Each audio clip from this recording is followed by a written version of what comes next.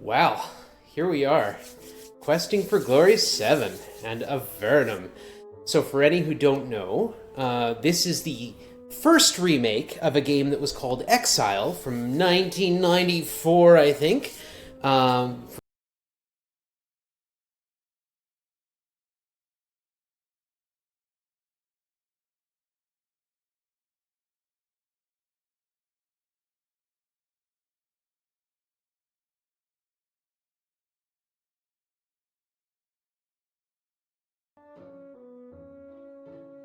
Hello?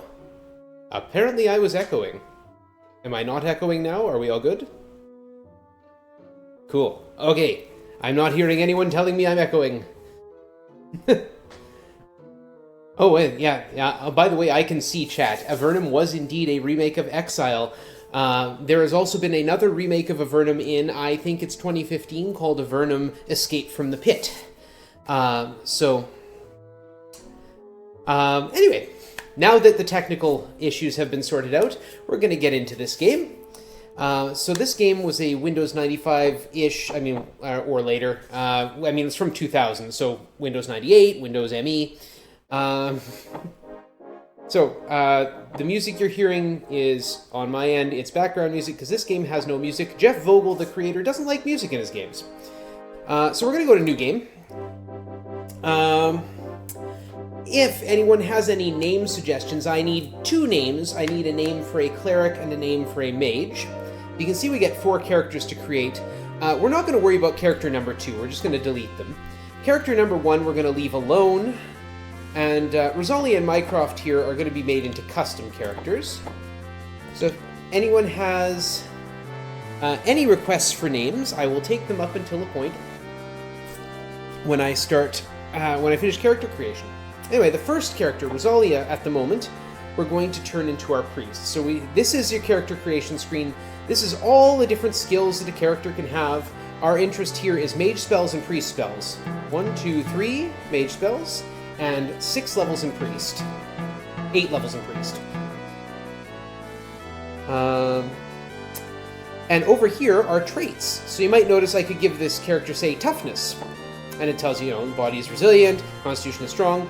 Now the difference is an experience penalty of 20%. I don't want an experience penalty, I want an experience bonus. So we're going to go to the bottom of the list here. We're going to take sickness prone and brittle bones for 50% experience bonus, but also a really bad idea to get this spellcaster hit. So that's our cleric. We also got Mycroft, currently our mage. They come with, because they're in the 4th slot, they come with natural mage. We don't want that. Again, sickness prone, so poison and disease are worse. And brittle bones, come on, thank you. 50% experience bonus. And this time we're going to take 1 level of priest spells, 9 levels of mage spells. So if you want to see the mage spells we get, is this bunch here. 9 gives us up to here, though we have to find those. Beast Ceremony is 11, that's what we're aiming for. And priest spells, very importantly, will give us Battle Rage and Shielding. Philip is going to be a throwaway character. We need him for placeholder for a little glitch we're running. But I'll show you, Philip here has the Elite Warrior. Trained in the ways of war almost from birth, you receive bonuses in combat and bonuses increase as you gain level. Yeah, these drawings are fantastic indeed. So, okay, we've got QFG1 for 1 character. Done. Pick new name. QFG7 for 1 character. And let's see here. I see Biggs and Wedge. And since I am terribly literal right now, we're going to name this character Biggs and Wedge, in honor of the Final Fantasy VI run, which is coming after this. All right. So these are our 2 characters. We have one priest spellcaster with a little bit of mage. Getting 3rd level mage means that QFG7 will in fact have haste. And Biggs and Wedge, having 1 level in priest spells, will have battle rage and shielding. So we're not ready to start timer yet. Now we get our intro scene. Get my dramatic voice on. You are never going to see sunlight again. You will never breathe fresh air or be warm or feel safe. That is your punishment. For your crimes, you are to be thrown into a magical portal and banished to Avernum, never to return. What was your crime? Not what you might think. Not murder or arson or crimes against other people. No, your crime was against the Empire, ruled by the cruel Emperor Hawthorne. You spoke out against an unjust law, or you angered some politician, or you may have just been a misfit. Not being able to fit in is a crime in the Empire. Thus, you are being sent to Avernum.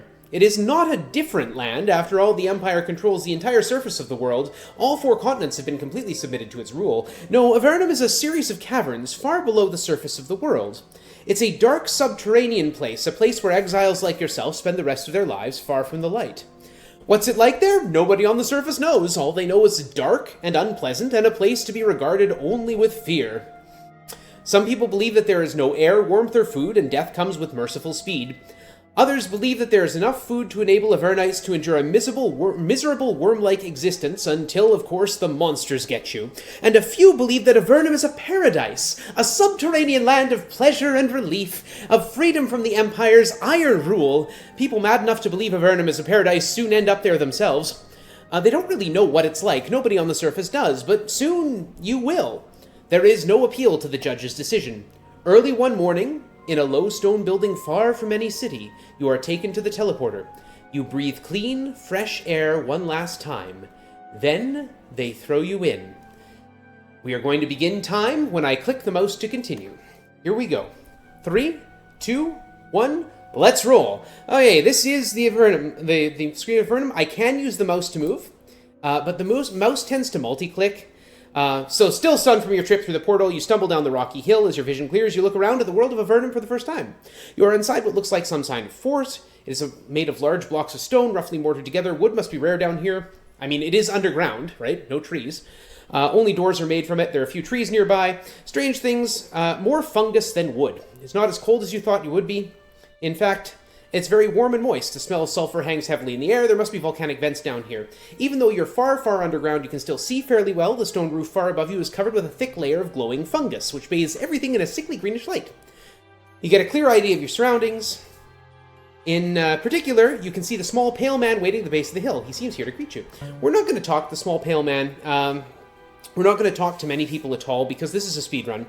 I've already taken up too much of your time. We're going to talk to this guy, though. His name is Tor. He gives us supplies, which gives us 200 gold and a sword and a healing potion, which we're immediately going to pass over to QFG 7.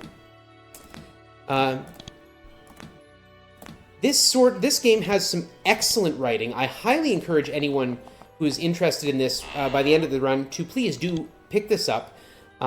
Leave the active character here. So there's some empty quarters here. You can dump a character, pick them up back later. We're going to leave Philip here. That is Philip's job. Philip's job is to occupy that bed.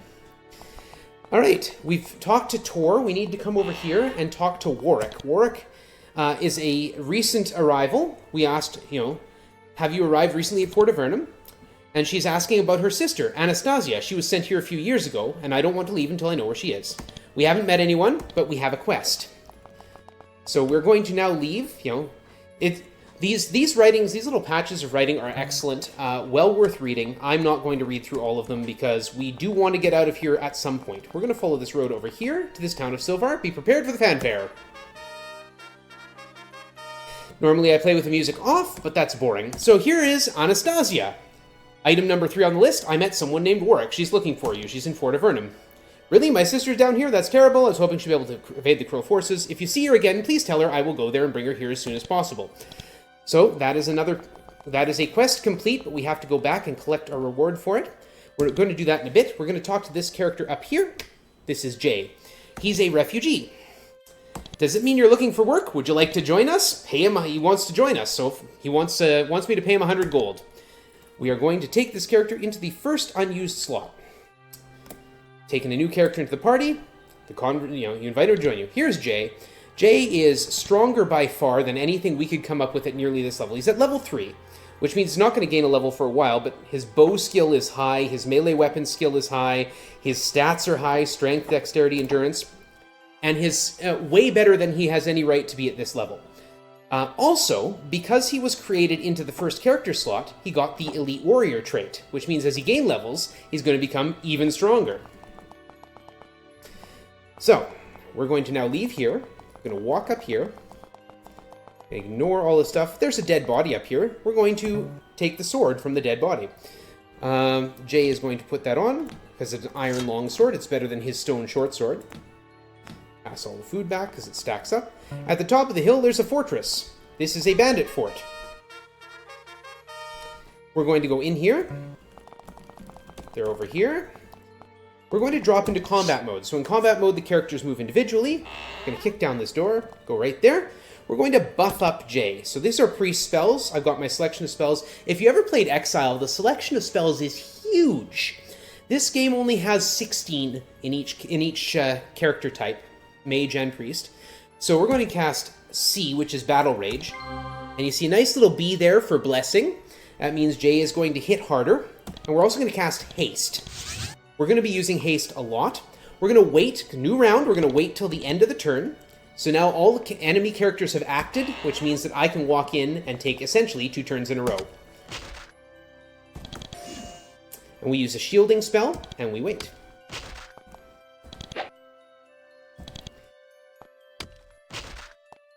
And step up there, we're going to renew my Battle Rage and my Haste. And charge in! There's an archer there. Archers are always bad news, so we go after them first. And then we just pummel the rest of the thugs. We'll renew the shielding spell. Wait. And we will grab the bow. Ooh, an ash bow. Sometimes an ash bow is better than... normally we get cave wood, and we'll get some stone arrows. They're not particularly good. Bows and later crossbows do a lot more damage, do a significant amount of damage. Iron short sword we can sell. All this is poor leather armor. When I did a D-Rust run, actually, by random chance, I got actual leather armor from some of these fights. Okay, we're going to wait our turn, and then we're going to step in here and start shooting arrows. You deal a death blow to the mage who is helping the bandits. Without his aid, they will be nowhere near the power in this area that they were. The soldiers of Fort Duvno will be very grateful for your help. That almost sounds like I completed a quest. We're going to grab stuff that we need. Oh yes, sometimes when you shoot, there's a stone arrow that he shot. Sometimes when you shoot a ranged weapon, it doesn't break. So we're going to grab that stone arrow. We're going to make Jay the active character so that we can just walk out here. He's the only one taking turns right now. We're going to grab those boots and put them on. We don't need the sandals and the wooden large shield. There we go. Now we'll head out here, end battle, and walk out. We're going to save.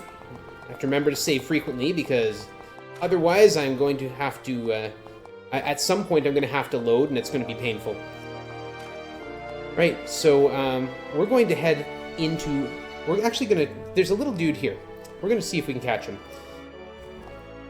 He's walking away from me. Dude, hey. You encounter a lone creature lost and desperate. It's a reptilian humanoid, the size of an adult human, wielding a large two-tined spear. This one must be one of the infamous and dangerous Slithzarakai. Those are lizard people. So here we are in the start of this place. We're in a place that's under attack by Slithzarakai, which are lizard people, and Nephilim, which are cat people. The Nephilim are from the surface. The Empire threw them all down here, and the Slithzarakai are actually from deeper under Avernum. So we've got a Slith to fight here. We're going to shoot him with arrows. Buff. Haste. Charge in. Defense. And we'll do a little healing. Boru. And then we killed him. And he's got a Slith Spear. Oh, and he even gave me Iron Javelins. Good. We're going to hold on to those, because our next character that will join us is going to be using those. I'm going to see about not fighting those bandits. We're going to head to this goblin cave here. So here's a goblin cave. Drop into fight mode immediately. So basically this is a Nephilim fort. We'll wait our turn. Oh, they're trying to run away from me already. Those goblins are not particularly threatening. This is, as you can see, one buffed attack and then they go down.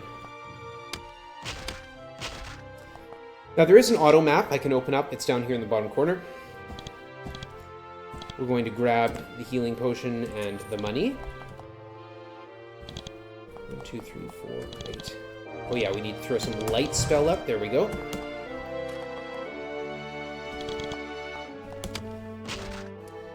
Nothing to grab. So you notice maybe at the bottom that the characters have AP, action points. You can take any action at all so long as you have any action points remaining. So if you, every step you take costs you 1 action point. Every attack costs 4. Spells cost 5. But you can do any actions so long as you have any number of action points remaining. You don't actually have to have enough. So long as you have 1 action point, you can do anything at all.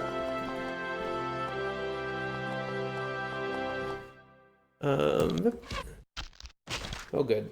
No target visible, thank you.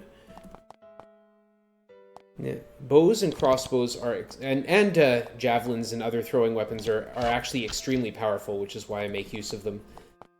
It's always nice to be able to hit your enemies before they can hit you. Spells are also quite good. We will be using some. Inventory, iron small shield is better than the wooden large. Can't put on armor anyway. Boots, good, we'll need to put those on you. Whatever little defense I can put on my spellcasters, like this cloak, which blocks 1 damage, yes please. Whatever little defense I can put on these characters is to my advantage. Re-up the buffs.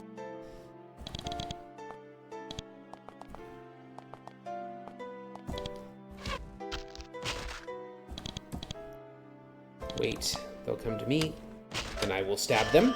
Level up!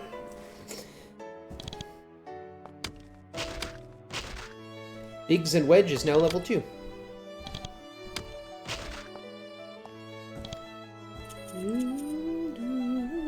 Now, I don't want to put any heavy armor on my spellcasters, because heavy armor restricts their ability to use mage spells.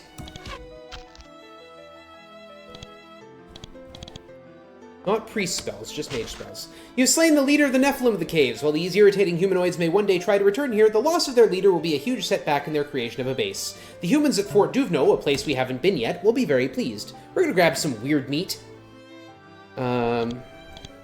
Don't ask what the weird meat is. You don't want to know.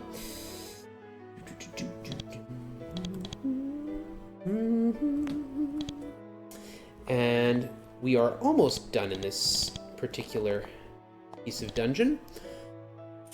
We have 1 person to come and visit on our way. Oh, a leather helmet, thank you. Oh, and another leather helmet, good. All these little defensive bonuses are worth grabbing as far as I'm concerned.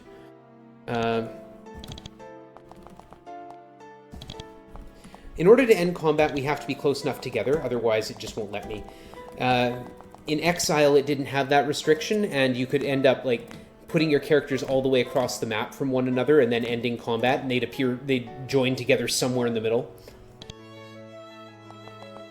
And we're just going to head into this door. We're actually not going to pick the lock, because I haven't bought lockpicks yet. We're going to go to Biggs and Wedge. We're going to cast this spell, Unlock Doors. Arumbe. Alright, we talked to Hinthek. Hinthek he was raiding. They got caught. So we just have to tell him, consider yourself freed. Boom. Back he goes. And this is what I'm looking for right here. Your reputation has just increased. Reputation is important. The higher it is, the better people will treat you. And some things only happen when you have a high enough reputation. It is technically possible to softlock your game by getting your reputation too low, killing townspeople and things like that, and killing important... Oh, hello! I got attacked. I didn't want to get attacked. I don't like fighting in the outside... I don't like fighting in the outside world, largely because it's dangerous. What happened there? Oh, he walked away from me, that's why. Oh, there's a slow spell. That's annoying. So slow... slow is a multi-target spell, so you'll notice they slowed all my characters. And if you're slowed, you lose half your turns. So you may have noticed... Ah, shoot. Okay, we're gonna have to reload. Yeah. So yeah, if you're slowed, you lose half your turns. Every other turn you skip. It is devastatingly bad. Especially when you have so few characters. Alright, we didn't get that random encounter this time. This is Fort Duvno. This is Captain Johnson. Captain Johnson is horribly racist, and that plays into things in the second game. But first we're going to have him tell me about the bandits. We killed the brigand commander. Boom, he gives me money, and gives me money, experience, and boosts my reputation. Tell me more about the Nephilim problem. I'd like to help out. I killed the commander of the Goblin Fort. Here's some money, and reputation, and experience. QFG and Biggs and Wedge are now level 3. And now we need to go over here to this guy. This is Jason. I'd like to buy some farming supplies. Specifically here I need some lockpicks. And Jason is also one of these handy salespeople who will buy anything we have to spare. We're going to hold on to that Slith Spear. Alright, good. Why is farming in quotes in your sign? Well, I used to sell farming supplies when there were farms, then I diversified. When there were farms, what do you mean by that? Well, a lot of brigands in each part, but good, respectable thieves, savages. Perhaps I could help you deal with them. This creates an encounter on the map we will be dealing with later. But we don't need to worry about it right now. I also need to go in here and talk to JR. I want to buy some missiles. JR is a Fletcher, and we're going to purchase some steel arrows, some iron arrows. Sometimes items are limited. I can only buy one set of steel arrows, and I'm going to buy a couple sets of iron javelins. And make sure I still have enough money to do what I need to do. The next step is back down to Fort Avernum where we came in and let Warwick know we found her sister. Head over here. We have found Anastasia. We met her. She's staying in Silvar. Boom. Thank you. Reputation just increased to 14. We all gain experience, 20 points. Which, remember, for QFG and Biggs and Wedge becomes 30 points because they have statistical penalties. Right, so now we're going to head up here. This is a training place. If we want to train, we go here. I need to make sure I don't run myself out of money. Change my map. So we are going to purchase priest spells. Good, I'm going to stop there because I need the remainder of the money. So for every level of priest spells, not only do you get access to more spells, though you have to buy higher level spells than the ones you start with. This is the town of Kotra, by the way. It's one of the major cities of Avernum. Not only do you have to buy bigger spells, you have to have the levels to cast them. Here's a boatworks. We're going to talk to Andrew. Andrew works for Eduardo. He's alright, I guess. Doesn't beat me too much. Lets me sleep 6 hours a night. Plus, I hear he was a pirate. Doesn't sound like you like working for Eduardo. No, I don't. If some heroes came through here and we're looking for someone to travel with them... how about that? Well, here's the problem. I forgot to do something at Fort Avernum. There's a whole reason I put Philip in the group to begin with. And it's so that I can switch... Jay out of the first slot.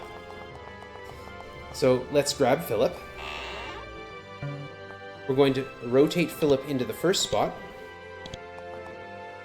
and put him back in there. That was the whole point of having Philip with us. That's the entire reason I have him. I don't want to fight those guys, so I don't have to. So now we come back here and recruit Andrew.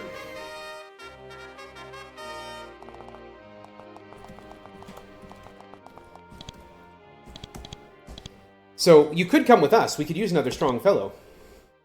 Boom. We need 14 points of reputation, or Andrew won't join us. I've routed out reputation perfectly so that we have 14 points. Andrew is a thief type. Tool use, 16. We do not need to worry about getting any more tool use through the game. Those lockpicks go to Andrew, as does the Slith Spear, because he is better with spears, and the javelins, because he's good at throwing things. Actually, we'll hold those. Yeah, no, we'll put those there. There we go. That character 4. Every so often I have to stop and reorganize and make sure I've got everything where I want it. Oh yeah, Jay sometimes picks up potion ingredients. There's some toadstools. Just when you're wandering around outside. Mushrooms can go there. Candle can go there. Alright, now we need to talk to Eduardo. We want to buy a boat. 250 coins. The game is very responsive. Menus 100% turn-based. Yep, absolutely. So, we need this boat. We need to go here. You find a large pile of rubble. Not all of it is boring. At the base is a heap of the large flawless... Base of the heap is a large flawless quartz crystal. That's important for later.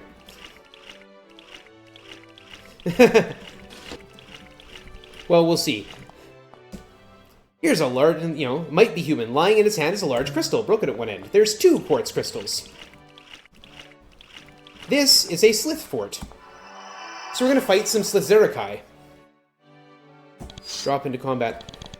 Oh yeah, and this is, you want to talk content? This is the any percent. This is well worth picking up. This, you can get a ton of time spent in this game. It's a lot of fun. It's a very well-developed world, too. Eep! Healing. You might notice that you heard a coughing noise there when Jay hit 0 hit points. Characters do not die in this game when they hit 0 hit points. You get one last chance to keep them alive. And that's signified by that coughing noise. So when they're at 0 hit points, they're still alive. Shield him. There we go. We're going to engage in a throwing battle with that Slith over on the docks there. Heal up. Blessing. There we go. There we are. Okay. First group down. So yeah, here to end combat, all characters must be within 5 spaces of the first character. First character is Andrew out on the docks. There we are. All right, we are going to actually duck out because we got a little bit pummeled there. Rest up. Resting takes up a bunch of turns and uses up food, so it's the only reason in the game that you need food. Drop into combat mode, please. Give me some light, thank you. 1, 2, 3, 4. 1, 2, 3, 4. Start buffing. There are, at the moment, 6 games in the series. The first 3 have been remade, and the 4th one was just kickstarted to be remade as well. So the community distinguishes them like this is Avernum, and that's all the same. Avernum or Avernum 1. Eek! The RNG is not being kind to me right now. When Avernum was remade, and this is why we save. All right. When Avernum was remade, it was remade with the subtitle "Escape from the Pit." That's the name of the original Exile. Was Exile: Escape from the Pit. Haste, haste. Blessing, blessing. Going with vigor.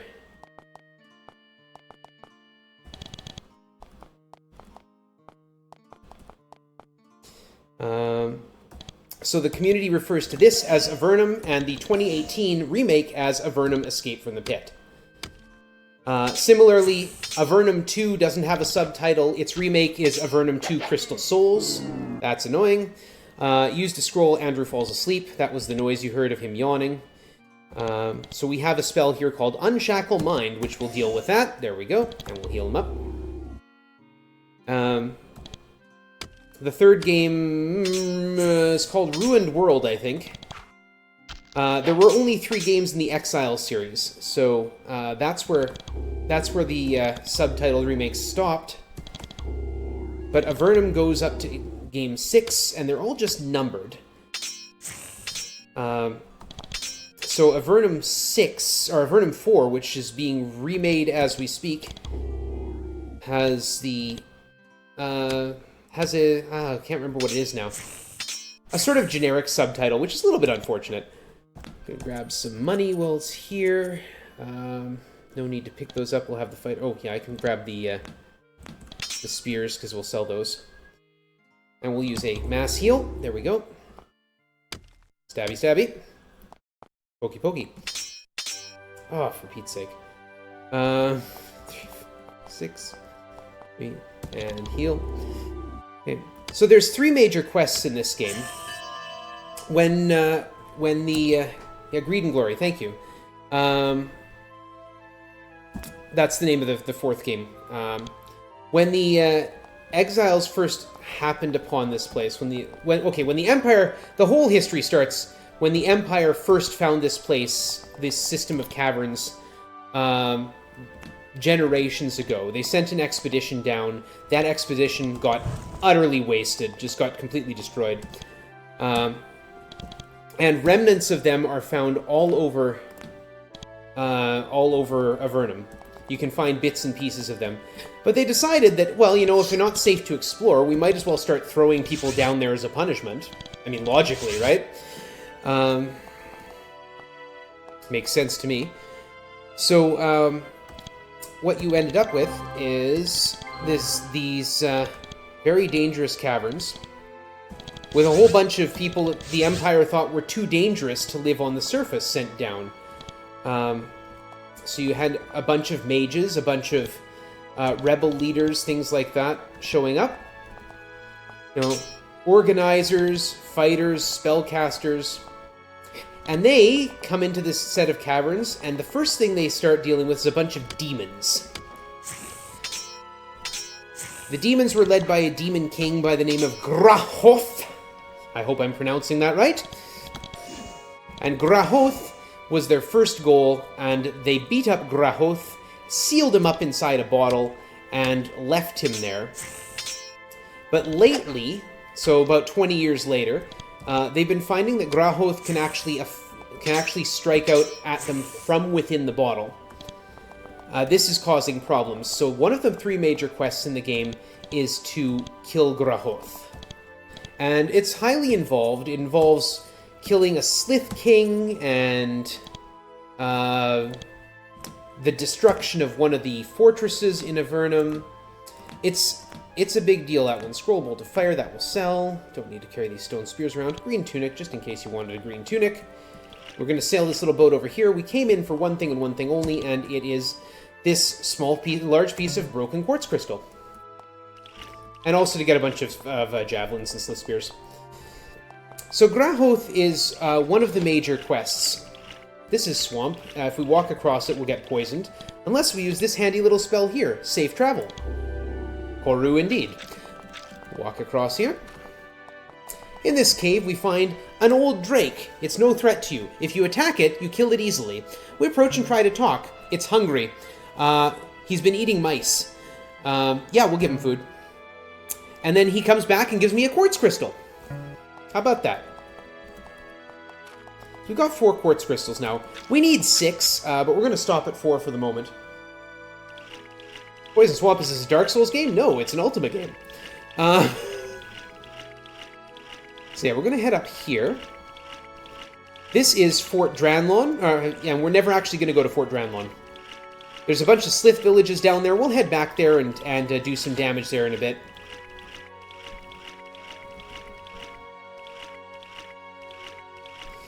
This is the Waterfall Warren. Make sure I go the right way. We hit the waterfall. It says no supplies lost. If it doesn't say no supplies lost, it means we lost some food. I know my way through this waterfall maze. We're going right here to a stagnant cave. Stagnant tunnels. Give me some light bigs. Mage spell B. And we're going to use that Koru. Safe travel. Tunnel opens up. In front of you, you see several human skeletons. This is always pleasant, right? Why would anyone put a bunch of statues out here? They're all variations on a common theme. Man or woman in the armor of a soldier of the surface world bearing an expression of extreme surprise. So anyone who's played tabletop role-playing games know this is a big hint that something really dangerous is here, so we're just going to go around the outside and ignore it. So here we have a bunch of corpses, and what's really important is this thing here, a remnant of the Empire, the Orb of Thralny. We're going to grab that. We're also going to grab this chainmail and actually just put it on.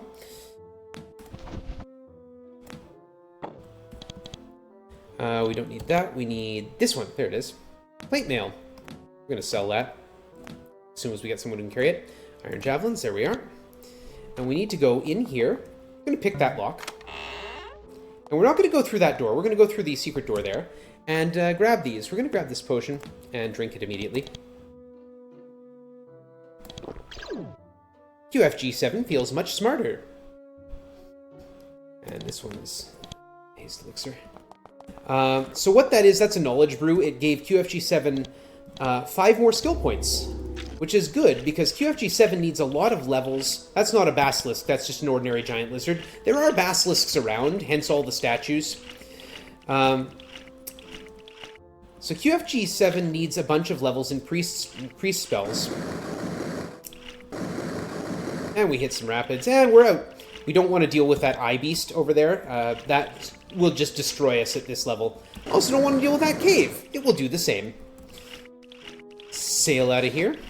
Make sure I'm going the right way. This is where the Slith King is. We're not going to bother with the Slith King, because that's our way onto the first quest. There are 3 big quests, I think I said. Where do we go from here? Oh yeah, we go up to the Motrax Maze. Got it. So up here, we'll find another one of them quartz crystals. So yeah, the first big quest... There's another quartz crystal done. First big quest is kill the demon Grahoth. The second big quest is the one we will be doing, which is find an exit to the surface world. We're in the jail. We want to escape the jail. Simple. Some guards here. Here's a shopping place. We need to buy some stuff. We have an extra Slith Spear. We're going to sell it.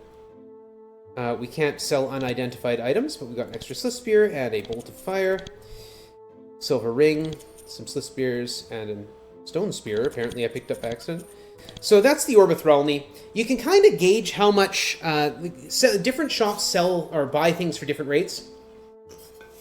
The Orbithralny is worth 5,000 gold, so we're getting about 50% from our purchases, or from our sells here. I want 2 piercing crystals, 1, 2. I want 2 recall crystals, 1, 2. I only need 1 recall crystal, but I get a second one just in case. We head back out here. So the third major quest is the hardest one. It's very involved. You have to assassinate Emperor Hawthorne. So one of the mages who was sent down here is a woman by the name of Erica Redmark, and she wants revenge. Here's a group of Avernum soldiers who are being surrounded by spiders intent on attacking them. So we have to do some damage here. We actually have some allies in this fight, and for some reason it's put my backmost character right on the front line. We're also looking at 2 different kinds of spiders here. You can't tell by sight, so I have to search them. There's an Aranea in the back corner. There's one on F, okay. And one at B, okay, good. Aranea are spellcasters. See? I want to deal with that. Kyochi got slowed, Andrew got slowed.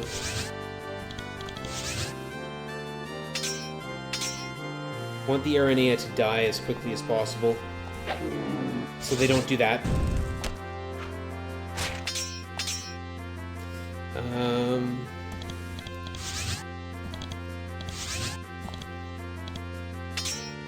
There goes one. Oh, he left me a fang. Fantastic. Is it J? Nope, that's just a giant spider. Yeah. You can target allies in this. It's unwise to do so. They get mad at you if you throw things at them, and then they're not allies anymore.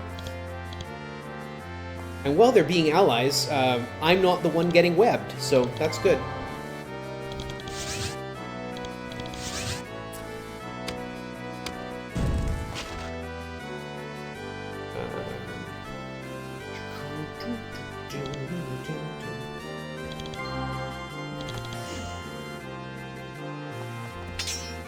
So it's a bit late, which means that sometimes I'm a little slow to make my decisions. Andrew got webbed. You can see it up here in his status bar. What that's going to do is reduce his action points every turn. You can actually get so webbed up that you can't take any actions at all. You have to spend a turn cleaning webs. That's annoying. I want to try and avoid that happening, but it doesn't make a big deal of difference right now. Did anyone get slowed? Biggs and Wedge got slowed.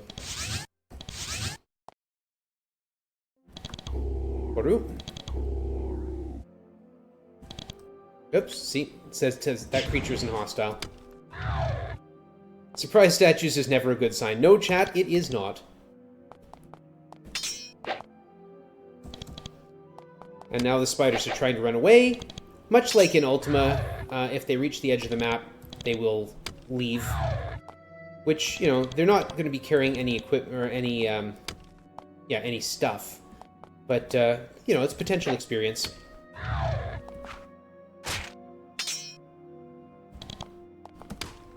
There we go. We're going to pick up... When there's no enemies around, you... Oh, one of the allies got killed. That's, you know, his equipment. That's fine. We'll use it. Oh, and good leather armor. When there's no enemies around, you can grab anything that you can see in the battlefield. So, we get a point of reputation. If we ran away from the fight instead of fighting it, we would lose a point of reputation, and I don't want to lose a point of reputation. Reputation is pretty tight. So we need to go through here. We're going to ignore that fort. We'll be back. Head up here. It's extremely good. So you enter this remote cavern enveloped in thick clouds of steam. You have a nice hot soak in a hot spring. It's a good time. We need to go to Formello now. So just patrolling. There's some spiders chasing us right there, right behind me. I'm going to ignore them and hope they don't catch me. Just because I don't want to fight in the overworld. Those are lizards. You can find giant lizards down here. They're usually hostile. They've been domesticated to a certain extent. They get defanged, defanged and declawed, and then just sort of treated as beasts of burden.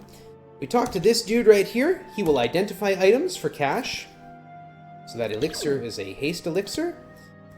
And this chainmail is poor chainmail. This plate mail is bronze plate mail. We're going to go over here and talk here. We are going to sell stuff here because we get a better price here than we do from the other guy.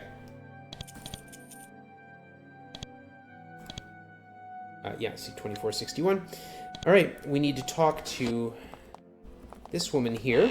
Her name is Claudette. Can you help us learn more priest spells? What would you be doing right now if not for the wars? Is there anything you're looking for? She's looking for a particular scroll of clerical history. She wants me to go to talk to Motrax and find it for her. We're going to do that. Motrax is a dragon. We'll do that later. Now I need to train. Yep. Check my money. Good. All right. Priest spells. Now you notice the amount of skill points it takes goes up as you gain more levels. We need mage spells to level 11. That's as high as that needs to go. And then priest spells. And what I need to do is get rune reading across the whole party up to level 12. So rune reading is 1, 7, 9. So I need 3 levels in rune reading. That's arcane lore gives it to us. 1, 2, and 3. There we go. So we should have 2, 5, 12. Good. All good. Our spellcasters are really only going to get points in mage spells, priest spells, and then in intelligence, because all that does is increase their magic points. Now, way back at the beginning, I went to Fort Duvno and I talked to the shopkeep there, Jason. He told us about these bandits, and these bandits appeared on the map. I went the other way, though, and didn't fight them. Thank you, Joy. We're going to wait. You're going to hurt me.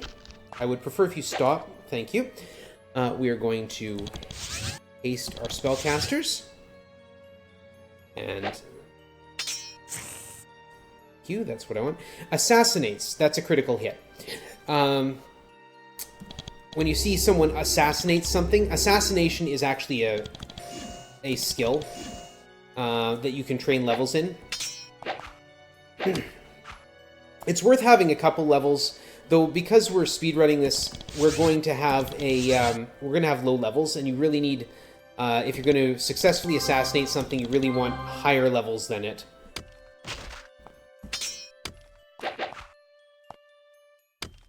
But critical hits can be very powerful. Level up. We're going to walk a little closer, because we have a range limitation that enemies do not. We're going to use some lightning. Koru, Koru. I misplayed that one. A little bit of fire. A little bit more fire, thank you. Pick up all the stuff. These are probably stone javelins. Yeah. Still, javelins are javelins, and we will throw them. Anything worth grabbing, we will grab. H. We are going back to sell things momentarily, so...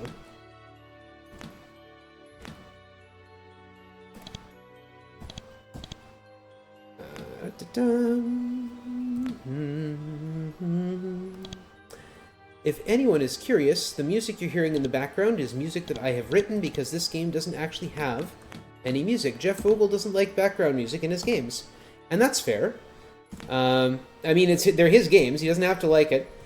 So I wrote some music for myself to play in the background of these games, and so I'm now running it on the stream. Unfortunately, they're not really paired with anything in particular. So now we head over back to Jason. We tell him, hey, we killed those bandits. And he gives me reputation and a gold bracelet. It's not identified. That's fine. We can go over here and identify it at Walner the Sage. And it's just a gold bracelet. Nothing fancy. While we're here, we're going to swap up the stone javelins for the iron javelins. And anything else I need to... Yep, we're just going to go back here and sell stuff. Because money is tight for a lot of this game, too. Well, again, because I'm speedrunning it. What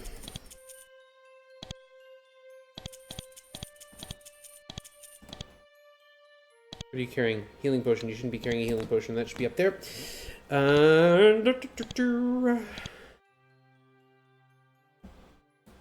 Oh, that's why I can't walk that way, because there's a wall there. And I need to go... talk to Gary. So Gary is the innkeeper in Silvar.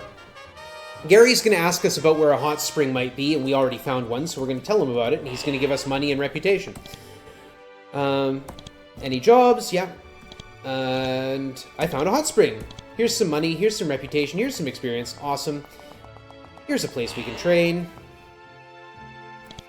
We're going to take a level increase spells, because it gives me magic points. We're going to wait for QFG 7 to get more skill points, because it takes more than we get in one single level. This here is Myrtus. I'm going to tell them our names so we get checked in. Myrtus is where the food is made. Big fields of mushrooms. It's the farming community. Head down here. We're near the Tower of Magi. Tower of Magi is our next location. Here's some ogres. We're going to fight them. I want to fight them because I need money. And ogres drop very big swords. And these particular very big swords are worth a fair bit of money. Apparently they also have spears to throw. Get everyone fast and defended. There we go. That one had a potion. Enemies will, if they're carrying potions or wands or things like that, they will use them. We're going to throw a little lightning around. Thank you. Biggs and Wedge is now level 6. We'll wait to see if they come closer. There we go. Battle Rage for some blessing.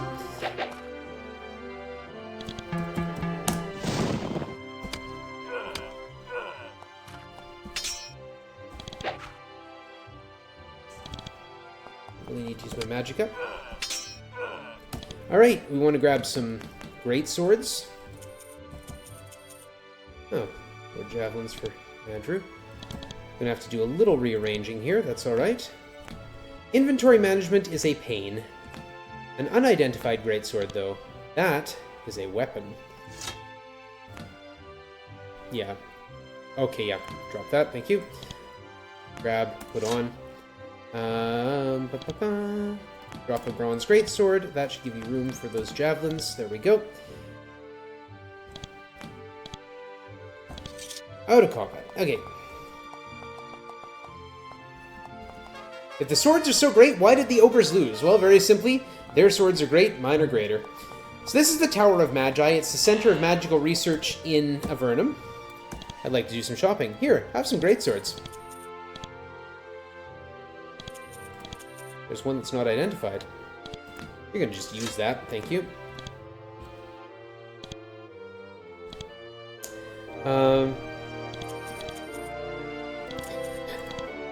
So here is where you will find things like where they made the trees. Because, you know, there aren't just trees around in the underworld. Okay, having sold off our stuff, we have to come up here. We have to decipher the writing.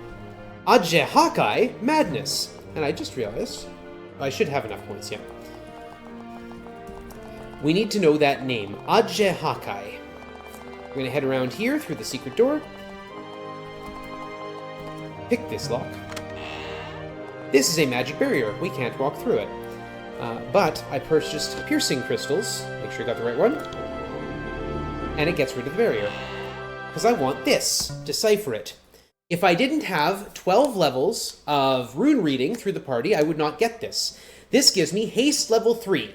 Level 3 haste affects the entire party and is therefore far superior to level 1 haste.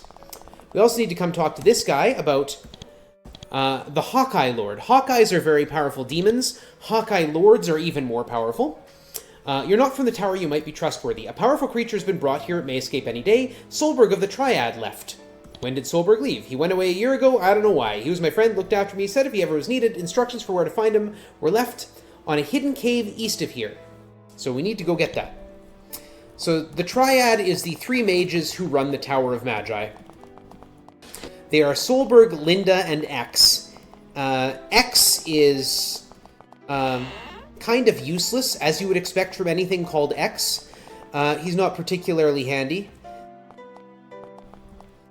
You recoil a bit at equipping unidentified random drops. The only reason it's unidentified is because it's iron and not bronze. So here is where Solberg's hidden message is. He tells us the password to get into his tower is disaster.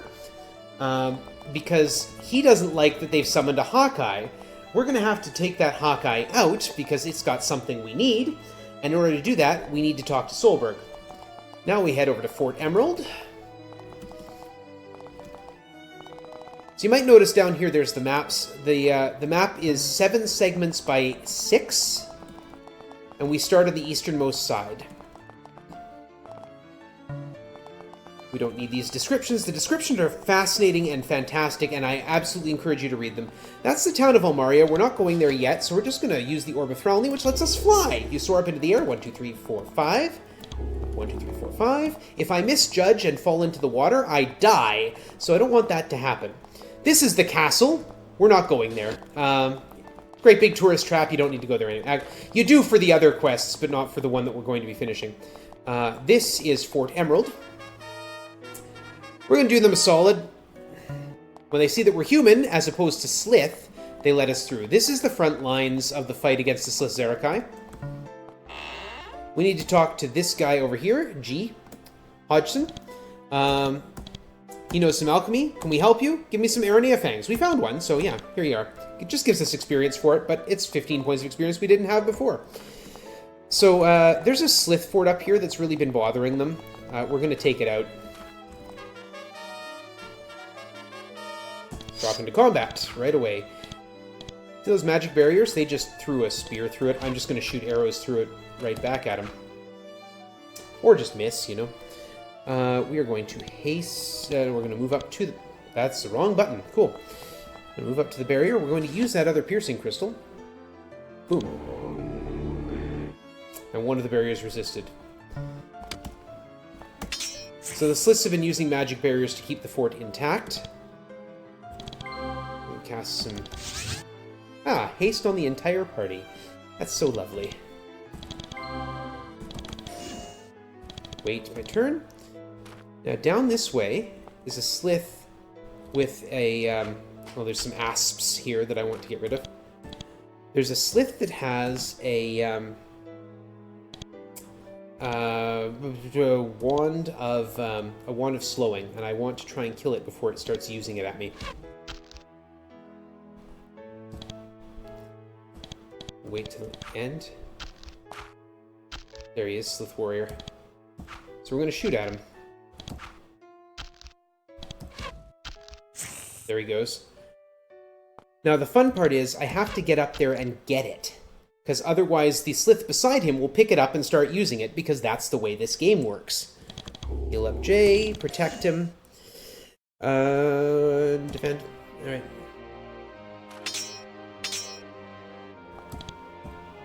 No ammunition equipped. Cool. We have more arrows.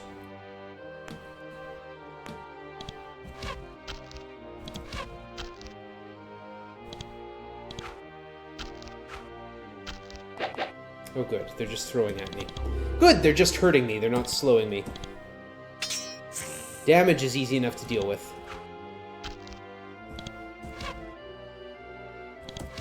Missed a 95. Oh, there's poison. That's what that noise means. Poison can be really, really dangerous.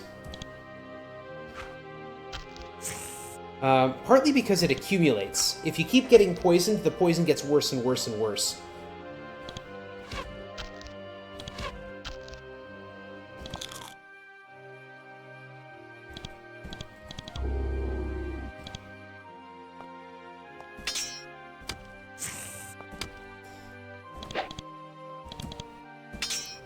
In fact, a lot of things in this game accumulate in one way or another. Haste and slow spells, the more of them you use, the longer they last. Your battle rage and shielding spells also get they get more powerful the longer they stay on, or the more times you use them, rather.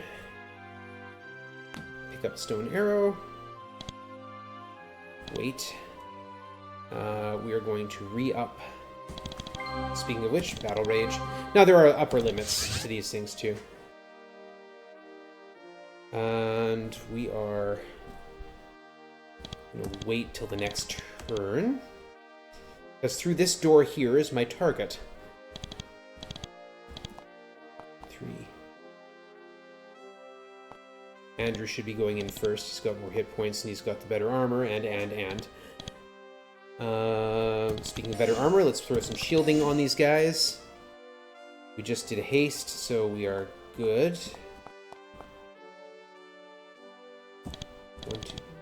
1, 2, 3, 4. Something knows we're here, because, yeah, they're casting haste. Bust in! And, so here, the guy with the yellow mohawk is my ultimate target, but there's some Slith mages and priests around that really, really should not be as alive as they are. We are going to use a slow spell.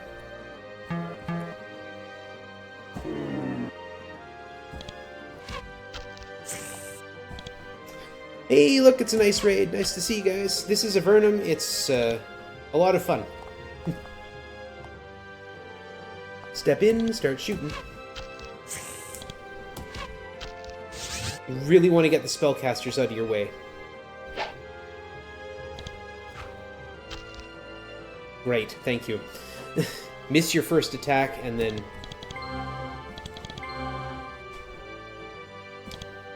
We're going to use more slow. D, C, and A. There we go. And we're going to use a little lightning.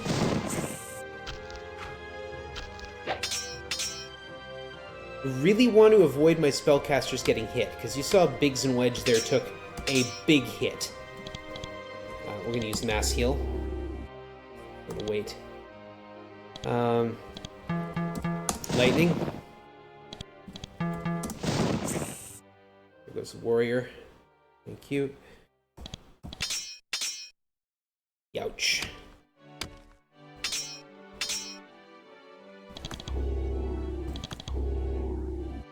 Koru, Koru.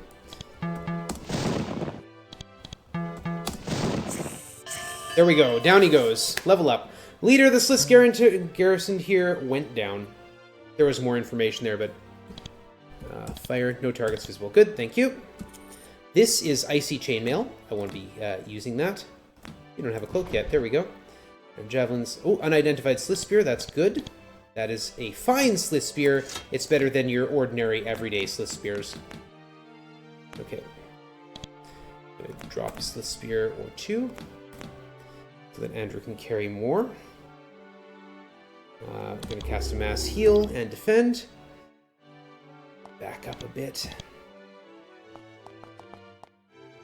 We're going to grab the javelins. We'll come back in a moment, but first there's some dudes behind this door, behind door number 1, that I do not want to remain alive. So Jay is going to bust in and start shooting. Thank you. 1, 2, 3, 4, 5. Re-up the defenses on them.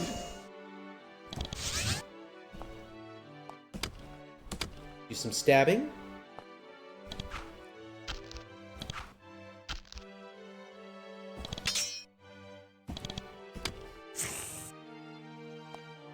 Where'd the other one go? Did it go through the door? Yeah, it did. Went through the secret door.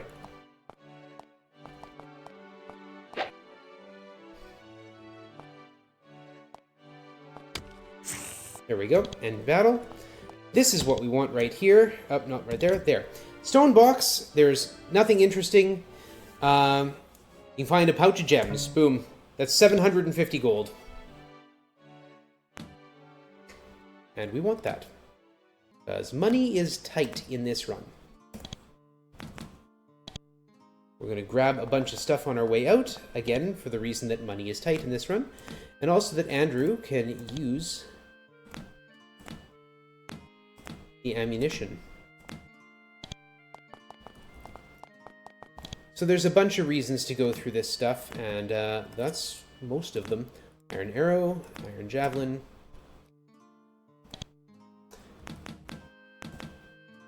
Bronze helmet, not worth it. Oh. Iron javelin, can you carry it? No, okay, we're good. Later on, we're going to get a nice big strength boost and we'll be able to carry more stuff, but that's okay. Right now, we're just going to leave. Don't need everything. So we're not going to go back to Fort Emerald. We don't need to go here. Here's a peaceful Slith community called Gnas. So the Sliths are actually divided into peaceful and not peaceful. We need to talk to the chieftain here. He's the guy with the big yellow hair. He tells me to go kill that Slith chief. We have slain him. And he says, that's good, we're done. Here's some money, here's a ring, awesome. It's a ring of health, we don't need it, we're going to sell it. I want to purchase a Slith Spear. I don't actually want to purchase a Slith Spear, I want to sell stuff to them. Actually, you know what, I get better value over at Blosk. And head over to Blosk.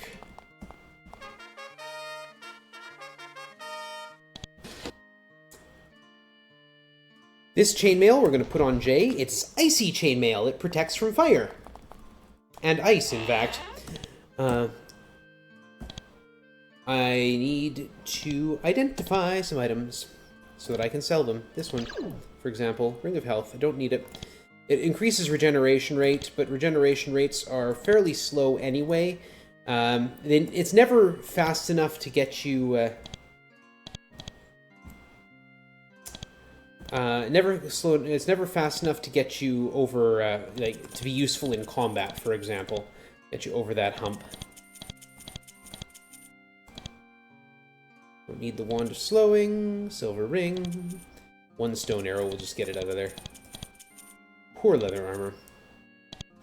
And the Ring of Health sells nicely, so we now have 3,000 gold. Good. We're doing good. We need to go train. Specifically here, we need our rune reading up to 20 levels now. So we're going to need to go back to Arcane Lore. Rune reading is now 3, 6, 13.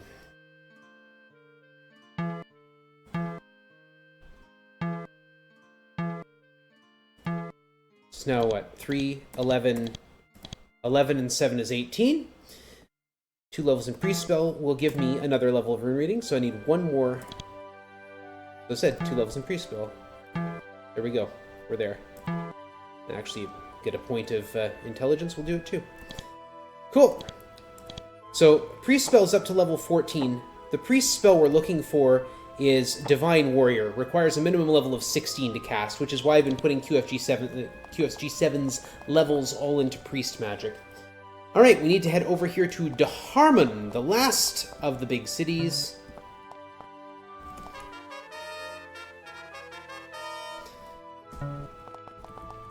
It's carved right out of a cave. This witch here will teach us one of the big spells we need. It is called Beast Ceremony. Level 2. Costs us a lot of money to get. Spells have 3 levels. Rather than having various... Like, I've got Haste level 3. Rather than having various different spells doing the same thing, like in Exile, there's both Haste and Mass Haste. In this game, there's just Haste to level 3. This is Fort Remote. It's a very remote place. The people here are all very bored. We don't need to talk... Actually, I do need to spend a moment here, because I want to go to this room and rest for a few hours, get my magic points back. Yeah, all the people here are very bored. That place will get destroyed if you end up doing quest number 1. Here's where we're going. Save, because this can be nasty. We're going to use that Beast Ceremony. So it blessed, haste, and protected the whole party. This is some sort of Aranea shrine. The webs have elaborate lines of runes. None of the Aranea around. Try to decipher it, but we get interrupted. 5 Elder Aranea and 5 Giant Spiders. Giant Spiders are really only a problem because they're going to web us. There's a hostile Elder Aranea at F. And D. And there'll be some behind the line too. So we're going to start with that one. So the Beast Ceremony does Haste, Bless, and Shield, which is great, except it can only be used when there's no hostile enemies in sight. And we're going to get beat up a bit. That springy sound is them summoning things. Mostly illusions. Illusions have 1 hit point, so if you hit them, they die. They're not particularly threatening. Cool. We're going to slow some stuff. A to D. That's not the target I want. You see. E, N, M. Good, we got 2 Elder Aranea in there. A is the Giant Spider. N. That's the one we're working on. There goes 1. There's 4 more to go. Let's see. F. J. Yeah. We're at H now. Wait. We want those spells coming at the end, because, yeah, we get mass slowed. There's a mass haste. There's another mass haste. And, yeah, lightning. G, O, and J. Good, things are dying. I like that. These are all summoned monsters. They're not particularly threatening. That Elder Aranea hiding out down there, meanwhile, is extremely threatening.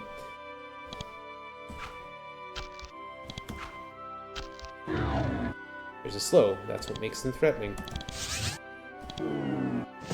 That's why I usually wait till the end. That's why I usually have my spellcasters hold their turns, so that I don't get repeatedly slowed. If I don't get slowed, I can then turn around and cast attacking spells instead. There goes another one. Good. 2 more to go. Now, Andrew, you might notice, has only 5 action points, despite being hasted. That's because he's also been slimed, essentially. Both of them have now. That's not the spell I wanted to use, but that's alright.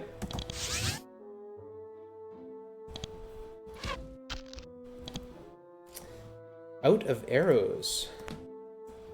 into our steel arrows. The only difference between types of ammunition is how likely they are to hit. They get better ammunition has a damage bonus, or has an accuracy bonus.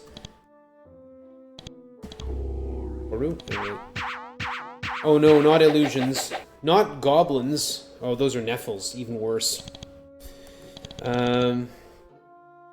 Speaking of which, let's get through some of these. M, K, N, E, and F. There we go. Lightning is a beautiful thing.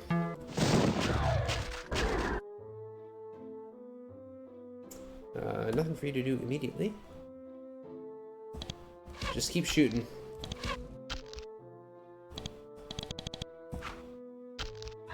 There we go. All right, now we just stab.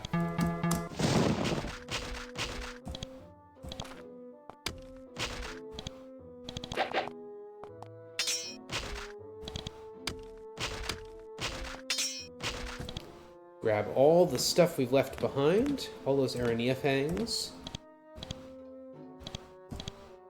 Jay needs to pick up the arrows and switch back to his iron arrows, even though there's only 3.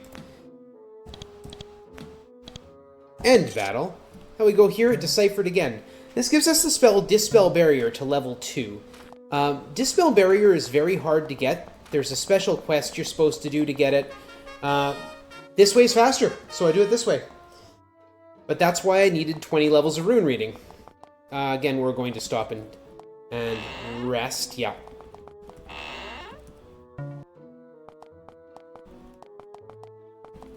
And can I grab some food here? No. See, when things are marked NY, that means not yours. If you take it and someone sees you, it makes the town mad at you, and then bad things happen. Like, the guards come try and kill you. Everyone becomes hostile. It's just an unpleasant situation. We want to try and avoid that. Now, if no one's around to see it, or you move stuff to a place where it's not being visible, then go ahead and take it. No one's gonna notice or care. Hestia. Like to buy some of your tasty. Oh, you just got fine meal. Shoot. I want something to carry. That's class fine weaponry. You know what? We'll grab some Inspire. So we're gonna head north now into the Abyss. So Avernum is a prison, but it's a prison community. We're gonna run through Fort Saffron. We don't need to do anything here. The people have pulled together, have built a nation. The Abyss is for people that don't fit in that nation. I'm not gonna bother with those guys. So that's the chasm of that's the Fort Spire. We don't need to deal with Fort Spire. We're just going to fly around it. Again, if I stop over the open pit, I die. There we go. I'm going to take that. It's a potion of invulnerability. So before we go there, though, we're going to head down into this place called the Scree Pits, which is an old quarry. And there's a little dark cavern here. We're going to immediately drop into combat mode because it's a gremlin cave. Arumbe. So gremlins are irritating monsters. There's one right there. They're not particularly dangerous. They're more obnoxious. They fire a shimmering ray, and you'll see them do that. That's that noise. It confuses people. Confused characters on odd turns will act as members of your party, and on even turns will act as AI-controlled enemies, and will sometimes quite hilariously use items that have no purpose. If Biggs and Wedge got confused, might end up using the Orb of Thralny, which you can't use indoors anyway, or in combat. But yeah, we're just going to keep these guys behind the lines there. You don't need line of sight to your characters to use spells on them. So I can just do that. Unshackle Mind. Charge in, start attacking. Oh, I shouldn't use both. Because, yeah. Andrew, go. Yeah.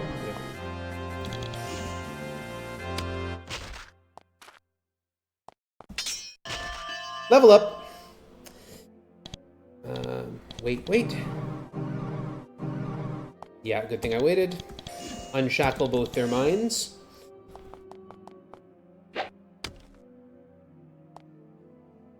Oh, there you are, hiding behind the wall. And Battle Rage on Jay, thank you. The gremlins are pretty easy to beat, but when your party gets confused, it can be really tough to actually get into a situation where you can actually fight them.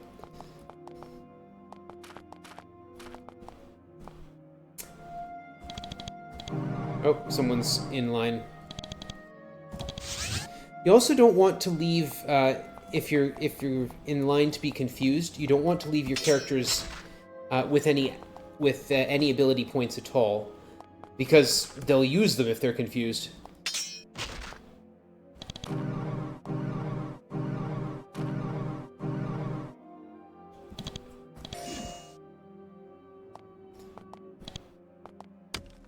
Do some stabbing, some more stabbing.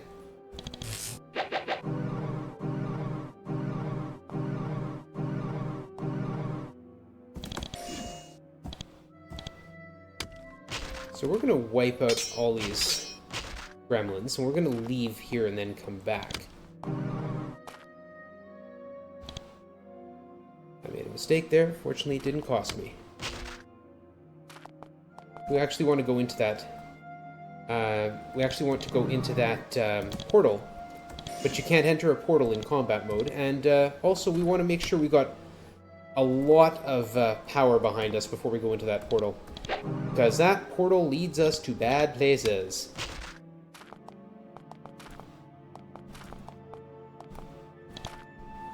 Oh, Jay is confused, which is why Jay moved all on his lonesome up to that spot.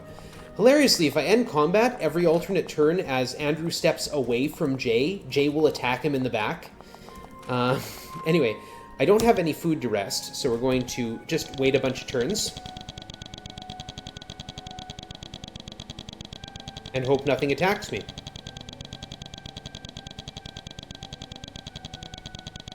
You do see overworld encounters happening, like wandering around on the map. Come on, there we go. Okay, I wanted my magic points back. It's extremely important. Because I want to go into that portal.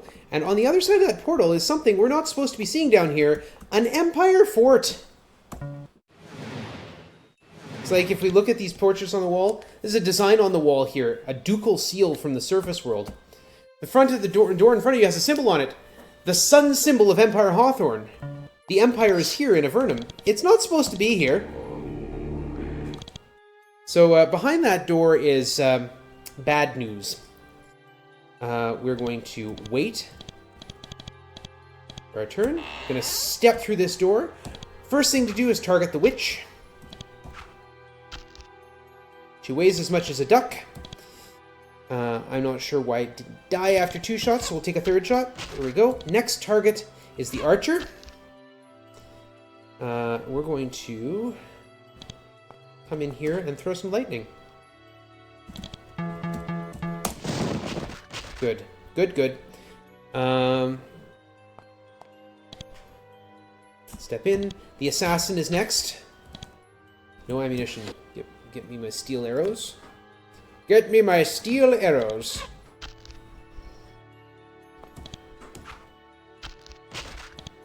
And then the captain over here.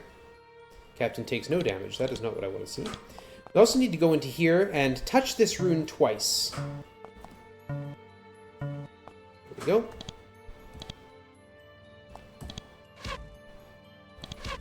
Okay, don't miss, please.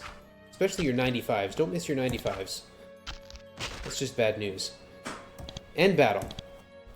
Okay, QFG, pick up some food. Rod of Illusions. I wanted to get that. I wanted to kill. That was the. Oops. The soldier sitting in the upper right corner had that. I wanted to kill him before he started using it because the illusions that he creates are more. They're a nuisance, but you know the Rod of Illusions sells much better if it's got all its charges. Fine leather helmet. You're just using an ordinary leather helmet. Let's upgrade you. You got a leather helmet on. Okay, good. You do not wear it. All right. Now, over here. Drop into fight. Okay. Beast ceremony. Beyond this door is a terrifying thing, a wizard. We're going to use, if you have the Elite Warrior perk, which both these guys do, we have this Go Berserk, Awaken Your Natural Rage option. Thank you. Kick the door in. There's a wizard. Wizards are terrifyingly powerful. Thus, I want to output as much damage as I possibly can, and I really don't want to miss. The worst, or among the worst things, wizards basically immune to magic. Like, I can't slow it. I can't, we're going to slow some of the other things around. But I can't attack it with spells. Go down. Go down. Thank you. Ooh, yikes. They're scary.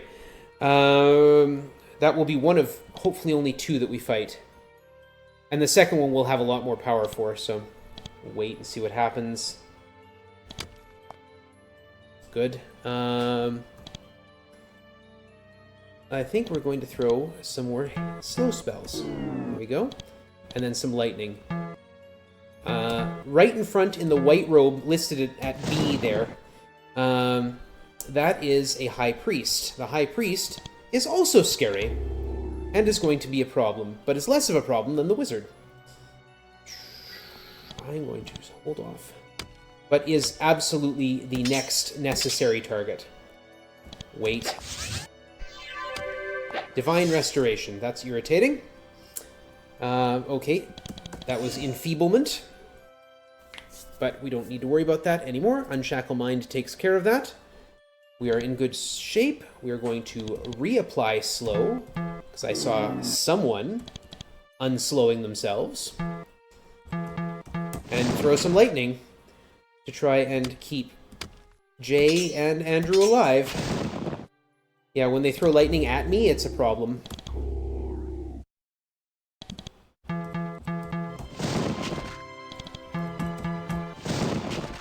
There we go. Start shooting. Don't miss your... That's a common thing. I complain about missing 95% chances to hit all the time. Yow! And that's why I want to kill priests. Because they do Divine Fire, and it hurts. But unfortunately, they're a little bit resilient when it comes to magic.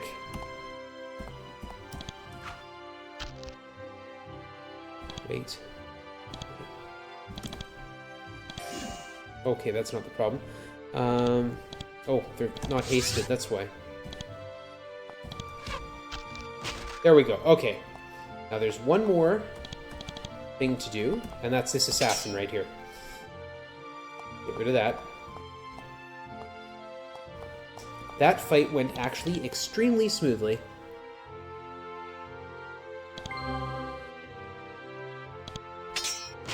There we are. Alright. I'm gonna collect some stuff. Healing Elixir should actually go to the front. Fine leather armor. No one's using leather armor, but unidentified chainmail.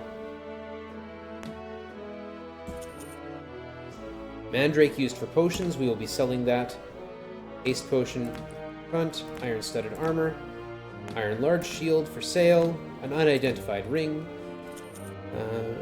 Iron studded armor. Thank you, yes. Iron arrows. Give it back to Jay. Long sword for sale.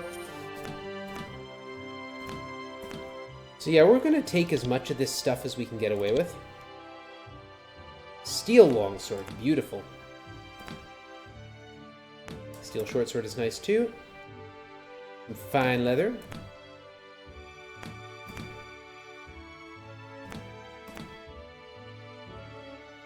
Okay, and then we are going to duck out of here and use that food that we picked up from the kitchen to heal up.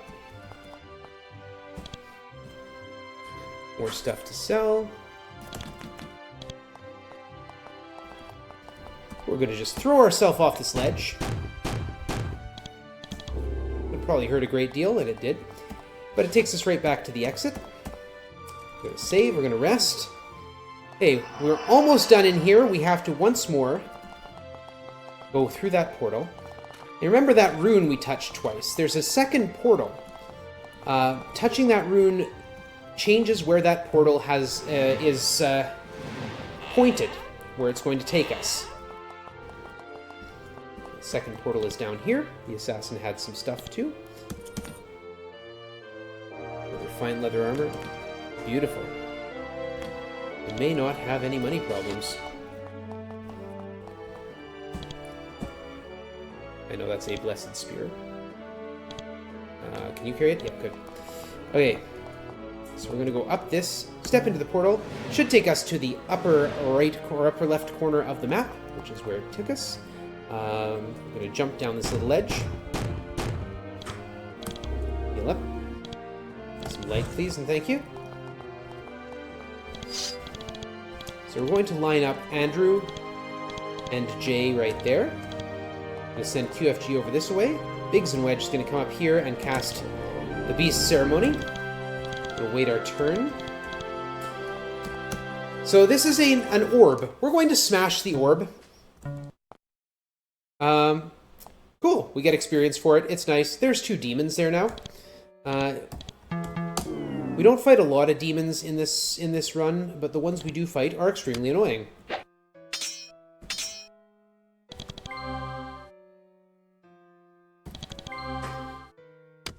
We want to kill them as quick as we can, because they do things like that. Mage spell F for slow. And we're going to layer it on them. There goes one. Demons are pretty resistant to magic, too. But fortunately not resistant to slow. There we go. Could also run from them, but it's much easier to just kill them. This portal will take me back to the Empire Fort, and from here, once more, we just jump off the ledge.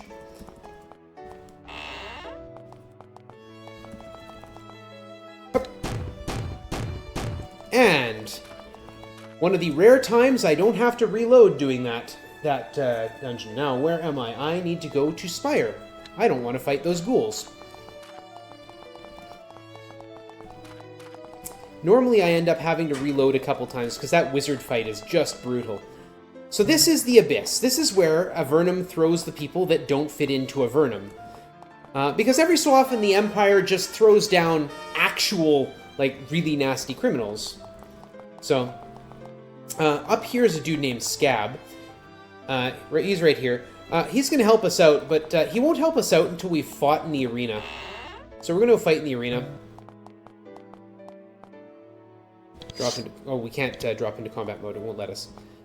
It won't let us continue on if we're in combat mode. What I need to do, though, is cast Beast Ceremony. Pyrotechnics happen. Monsters appear. It's cool. Let them come. Slow him down. Oh, don't target Scab, because if he gets mad, then we can't actually complete the quest, because he'll attack us. And then we're in trouble, because we need this quest completed to finish the game. If you're wondering, after I slowed them, of course, level up. After I slowed them... Oh, don't attack Scab. They still took their turn. Slow and haste don't apply until the start of the next turn, until the game is actually assigning action points.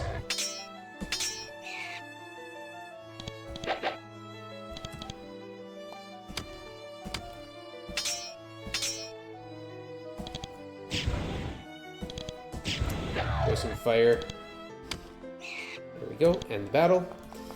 Come up here. Get some money.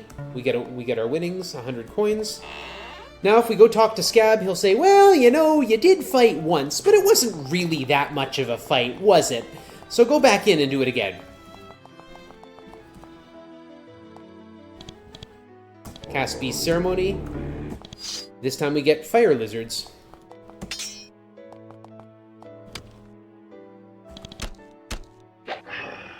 They breathe fire. As such. Koru, Koru. And yes, my healing spell did in fact affect Scab sitting up there. Mass heals do that. If I hasted him too, he'd get hasted. Yeah, thanks. Do some stabbing.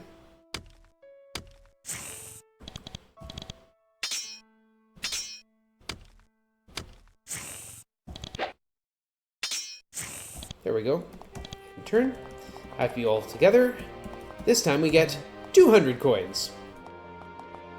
And now we'll go talk to Scab. We could walk in and pay the fee to sit up there, but no, we're not going to. We're just going to talk to him through the window. We're adventurers looking for valuable loot. There's a person living here named Mina. She's the mayor. Runs the place. How did we fail? She's got a silver circlet. Doesn't know how it works.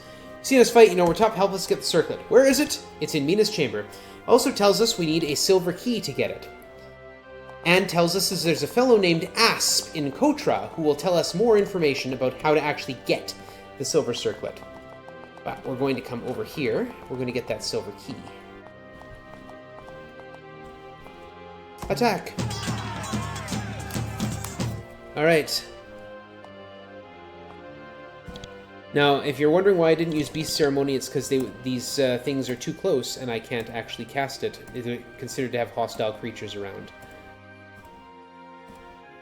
Okay, there's the Elder Rania closest B, but I'll fire to the one at the back first. We'll guard up the one B, hopefully.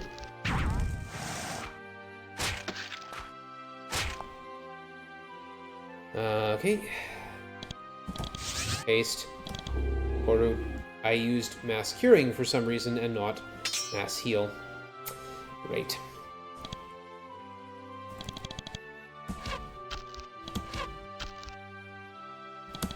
There we go. Create all the illusions you like, please. Those don't bother me.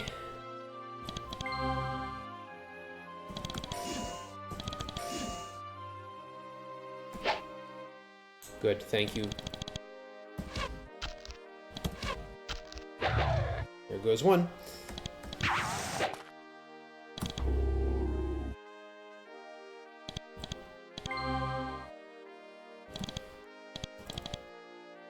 A, D, G. I'm going to sneeze. Pardon me.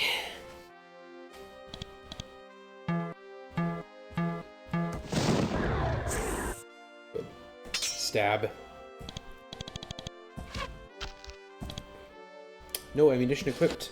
Are we out of arrows entirely? No, we still got some steel arrows. Thank you, chat.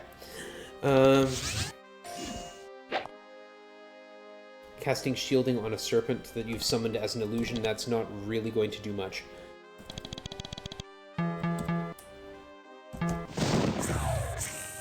So all I have to do is any damage to it.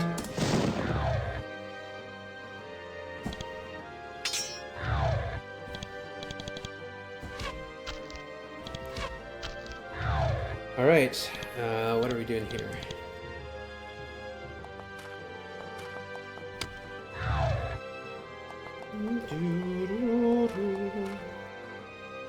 Oh, these are just giant spiders, yeah. Don't have to worry about it. Andrew must clean webs. So his ability points, or his action points were reduced to 0 by webbing.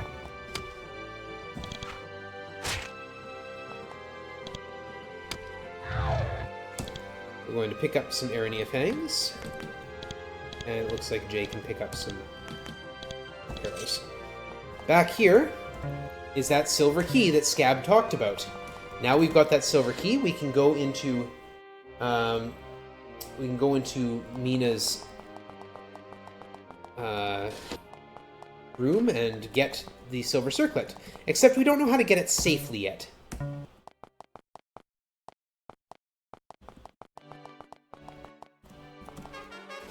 I want to come back here. I've got stuff to sell.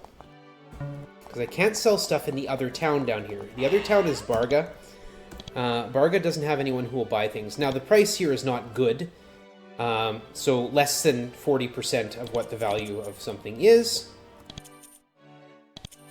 But it's still better than 0.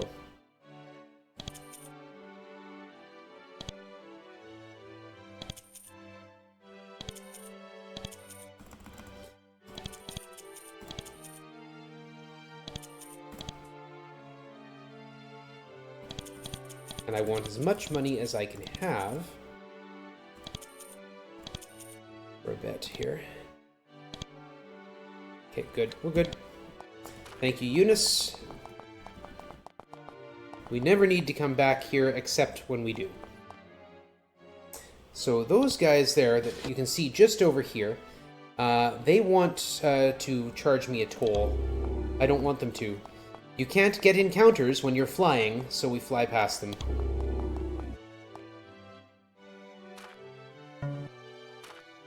These guys are more friendly, they're the guards for Barga. Barga is the other town in here. Spire is your wretched hive of scum and villainy. Barga is just sort of a destitute town, desperate for help. We need to come in here. We need to talk to Bela, who will open the gates for us. Otherwise, those portcullises will not open. And here we can train, which we will do. We want some intelligence. And here we want to get pre-spell 15. We need one more level. We're almost there. Jay has some levels to pick up. We will get some more levels in melee weapons, which makes him more likely to hit with melee weapons, and level of strength. Andrew has not leveled up yet, because Andrew has not got enough experience. You seem nervous. Why? I am trapped in Barga by spirits of warriors I have slain in battle. They wait west of me. They're going to, so, you know, if we go and kill those spirits, she'll be very happy with us. So let's go do that. There they are. They're just hanging out. They're not hostile yet, so we can do that. 6 Vengeful Shades. Vengeful Shades hit like small fantasy trucks. So we're going to let them come to me. But yeah, they hit pretty hard. And they take a lot of damage.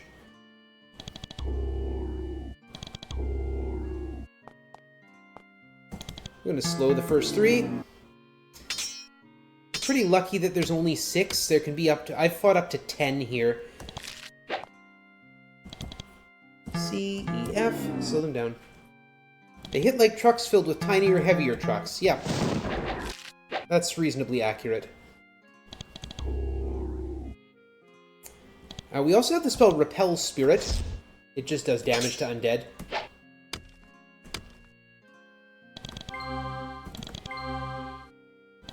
And lightning, of course, hurts everything. And that was the turn they missed. Wait. They don't throw spells at me, so I don't need to hold back for an eventual haste. But I do need to hold back to make sure I don't have to heal my characters. Oh. Speaking of haste, we've lost our haste.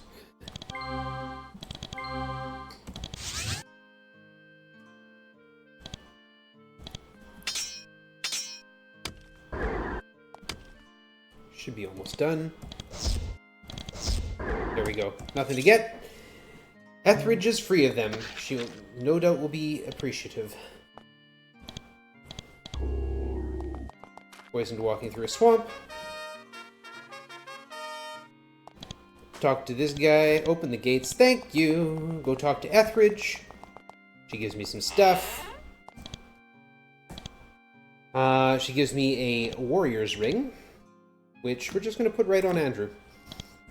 And training, please. Intelligence. Every point of intelligence, pre-spells, or mage spells is worth 4 spell points. There we go. Level 16. Finally, we can start focusing on intelligence. And Andrew finally gets a level up. We're going to put it into pole weapons and throwing missiles, and there we go. Also, we're going to come over here, and we're just going to rob the dead, because I'm terrible. This body has a small pouch of gold to get 90 pieces of gold. I want to go this way, because I need to go to the little bazaar up here, the Barga Bazaar. This nice little library. We're going to need some stuff identified so we can sell it. I grabbed the right one. Good. Iron chainmail. I'm pretty sure that's a poor chainmail. So pass this up to the front. The iron chainmail on.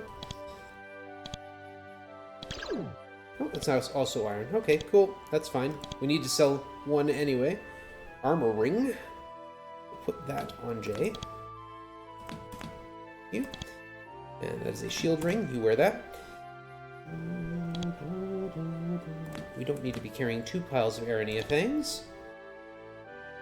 And yeah, we've got everything identified. There's nowhere in Barga to sell, but I can buy some pretty cool stuff right here. I need some fletching gear.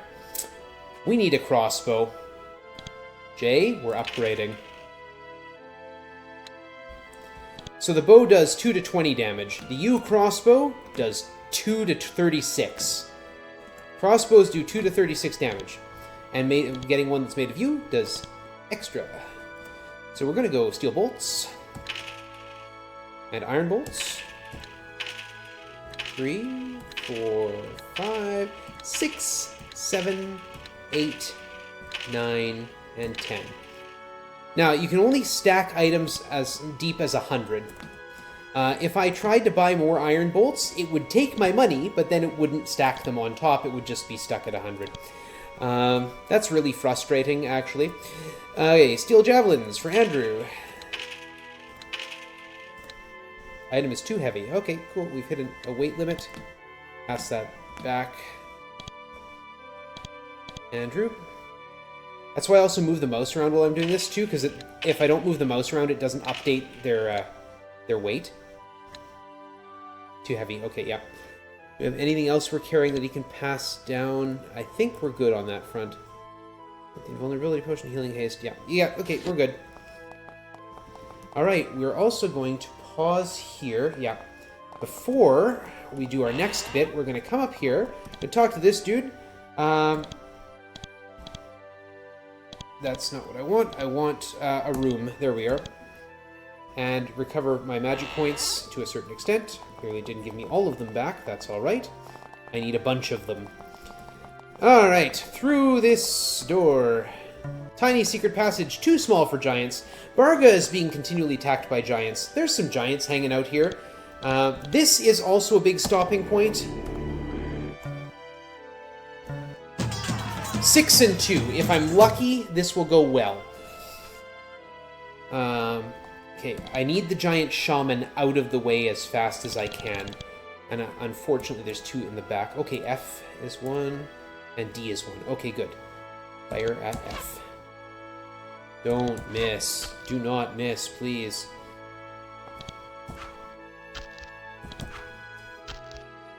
So this can be a real slow point, a very heavy sticking point in the run. Oh yeah, don't worry about enfeeblement. That's not a problem. Because this fight can just brutalize me. The other shaman is over here. Yeah, we're gonna have to actually step up a bit because G is not one of them.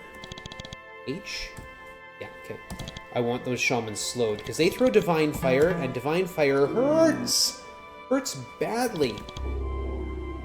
Giants also hit real hard.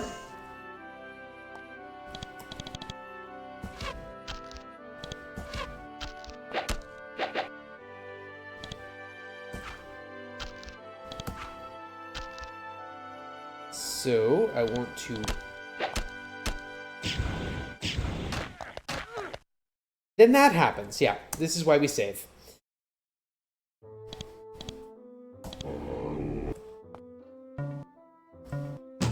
This time I got 9 cave giants and 2 shaman. That is just not a winning fight.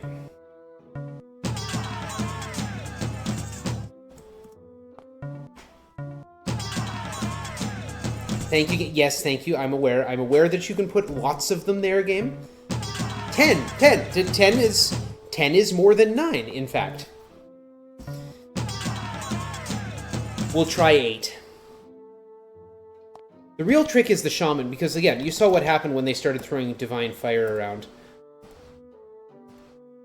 There we go. F is 1, and unfortunately the sprites look the same. B? Really? Oh, thank you. I don't think it can send 11 at me, but it can certainly send 10. I really don't like missing my 95s. Control foes is not really the worrying thing it sounds like. I mean, not at this level. It can be extremely worrying, but it's not at this level. The level they're throwing it at. Oh, good. I and C and A. Slow them down. Good. Got both shaman. Gonna try slowing everything else. I kind of want my fighters out in front to try and keep the standard giants from getting around me.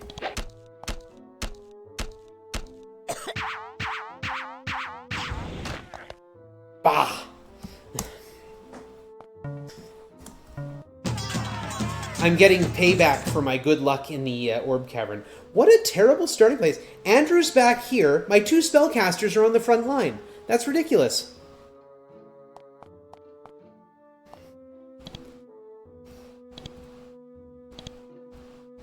So G is one of them. And A, I'm right next to one of them. Okay, cool. Thank you. Kill the one that's at the front line would be great. And those guys are going to come around the edge and waste me.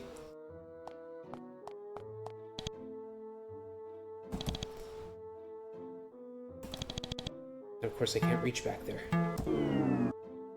Wait.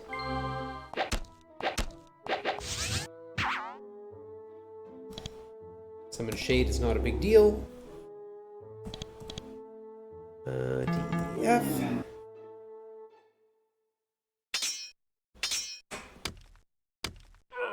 Okay, 1 giant shaman down. That should help. There's the shaman at the back.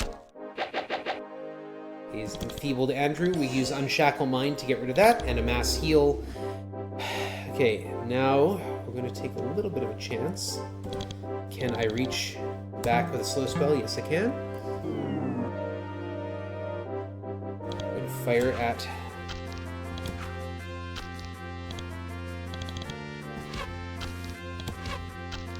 Oh, a nice 41. Beautiful. Oh, good. Everything's slowed.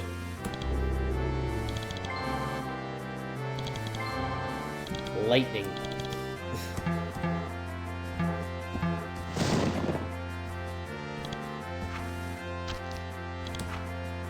Do some damage, please. There we go. Both shamans down. Now we just have to make sure we get through this. Paste up.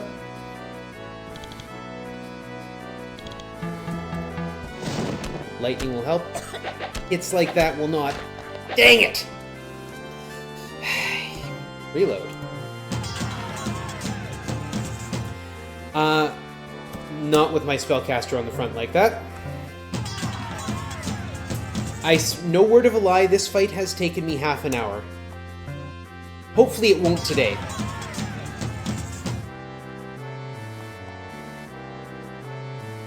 Oh, they're all so far away from me. So one of the other nasty things in this game, one of the other nasty surprises this game has in store for people who play it, is enemies have a line of sight restriction when they're using ranged attacks. Of course they do. They have to be able to see you. But that's it. Like, I have an actual range restriction. There's a limit to how far I can shoot.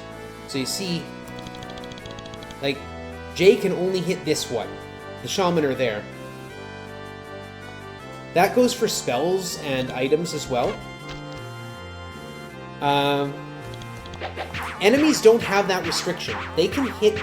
If they start throwing spells around, they can hit me from that distance. It makes enemy archers and spellcasters extremely powerful.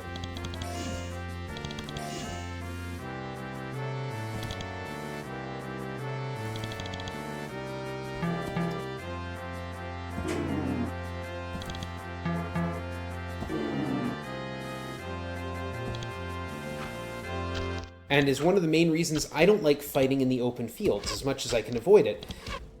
Because if I can limit enemies' line of sight, you know, with cave walls,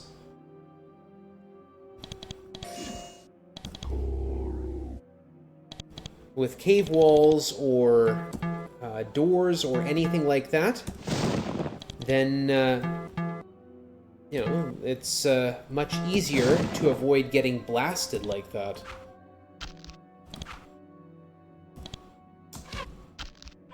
There's one down. Thank you. If you want your bats in the way, then by all means. T, U, C, D, and J. What did I cast? I cast Farsight. Why did I cast Farsight? I mean, I hit the wrong button. I know the reason that the spell got cast. Good job. Oh, we've lost our haste. Okay, good. Spellcaster's down. We're going to back off. Wait. Mass haste. Now we have to survive. Punch, punch. Punch, punch. Healing.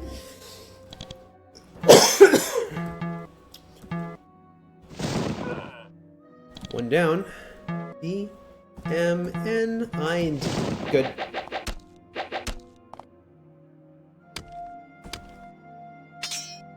Some stabbing. Two down. Level up. Good. Let's bless Jay and Andrew. Lightning. T, O, I, H, and B. More lightning. B, N, H, I, and T. I am not worried about the summoned creatures. Except that they're in my way. There we go. It's like they literally had 0% chances to hit there.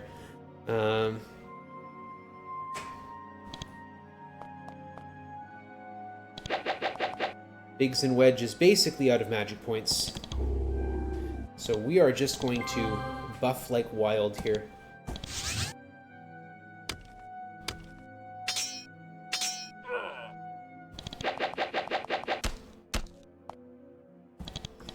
Fortunately, this is pretty much the last place in the game where we might get stuck for a while. We should be pretty good after this. And with only one giant left, we're not really in any serious danger here.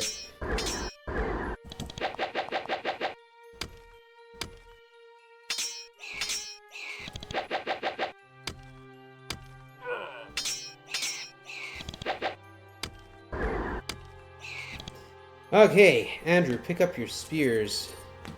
Pick up stuff to sell, please. And a whole bunch of cash!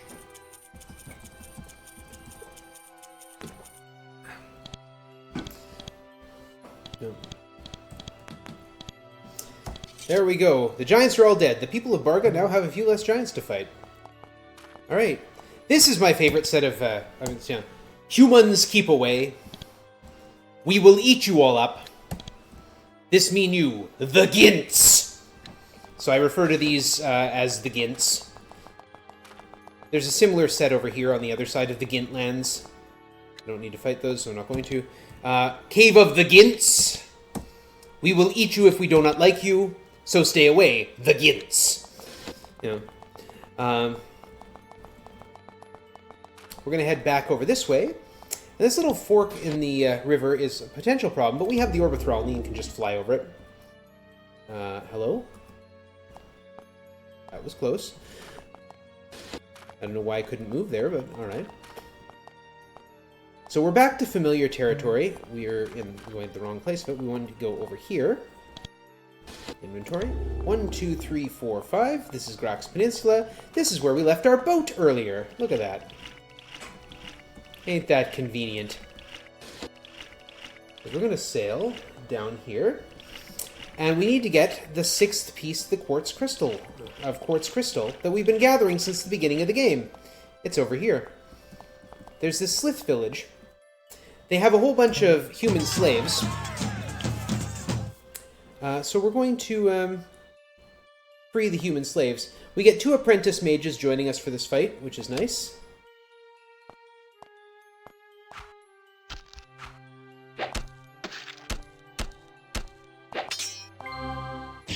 Sanctuary kind of sucks. We will cure the poison on Jay. We will haste the party, thank you. Yeah, so attack failed, target has Sanctuary, it's a problem.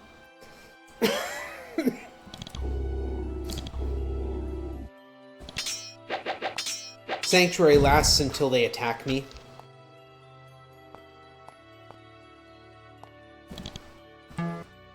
Fortunately, it doesn't care so much about magic.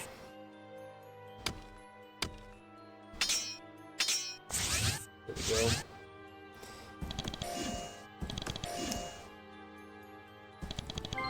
I've thought about trying to use Sanctuary on my side too, and I may route it in at some point just to give it a shot. It's a potentially very useful spell, obviously. If the enemies can't attack you, they can't hurt you very much. That's not who I want to target. That's better. Lightning is a nice, fast way to take care of things, though. Something's drinking a haste potion. There we go. Heal up the apprentice mages more than anything. Doesn't actually matter if they survive. In fact, if they don't, I get some nice stuff, but...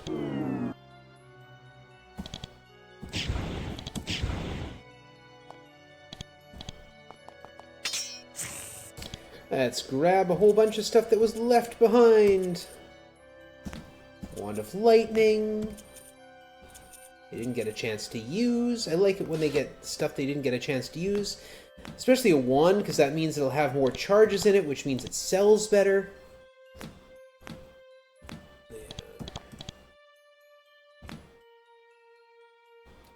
Useful, that will. Defend. Andrew, you got room for some javelins? Yeah, okay, good. End turn. There we go. You give them directions, and then a nice piece of broken crystal. We now have 6 pieces of broken quartz crystal. And we now know... We're not actually going here to Fort Dranlun.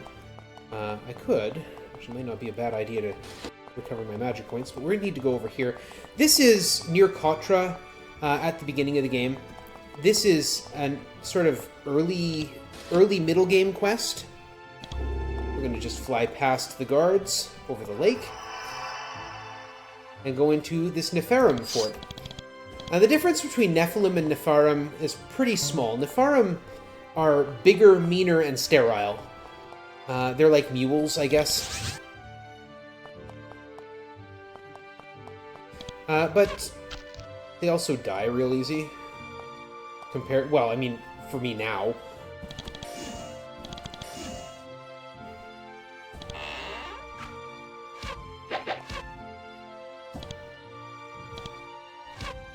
Just shoot them through the window.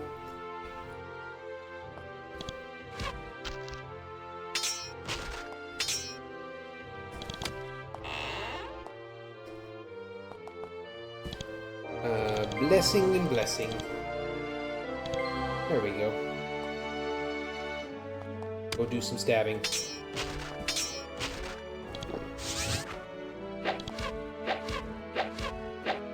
But yeah, taking no damage. That's generally a good sign when enemies are doing no damage to you, that you may be a little above the level of the fort. So, if you go to Kotra and talk to the mayor, you'll find out that there's this Nephilim fort up here, and they've captured a bunch of soldiers who were here on a raid. So, he'd like those soldiers back, because I guess they're friends of his. Maybe 1 or 2 of them owe him money or something.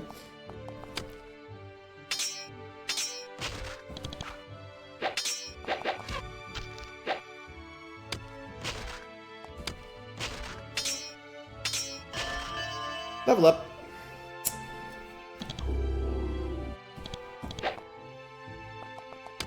And there are a couple things in this fort that are actually particularly nasty, but we don't have to deal with those. There's a place you can get a really fancy diamond dagger, but in doing so, you trigger a bunch of demons to attack you. And I don't want that, so we're not going to do that. There's also, in this fort, guarded by, is it a lich? Something really powerful anyway, some powerful undead. There's a piece of the sword Demon Slayer. The sword Demon Slayer is pretty important if you're going to do the quest where you kill the great demon Grahoth. It's not necessary, but it's very useful. It does bonus damage against demons, as the name might imply. Doing some stabby-stabby. Oh, there's something there that's attacking me. Okay. Sometimes enemy sprites blend in with the background. It can be tricky to find them sometimes. Not too bad around here, but there's a couple spots later in the game that can be a real nuisance. Paste.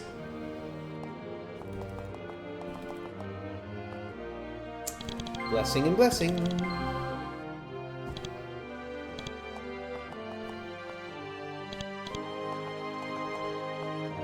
And we'll put shields up here. There we go.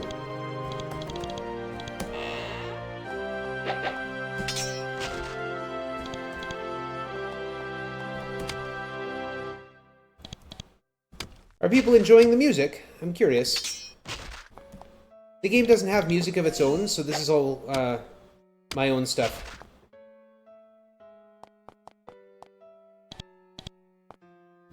It's just a playlist I use on my own streams, but it's all stuff I wrote. And I'm a ridiculously insecure person, as are most artists, so I like to know when people are enjoying my stuff.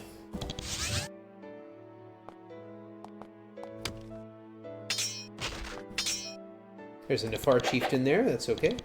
The captured warriors are actually, the captured Kotra soldiers are actually just in the next room. We're not going to go into the next room just yet, because we have to do something else.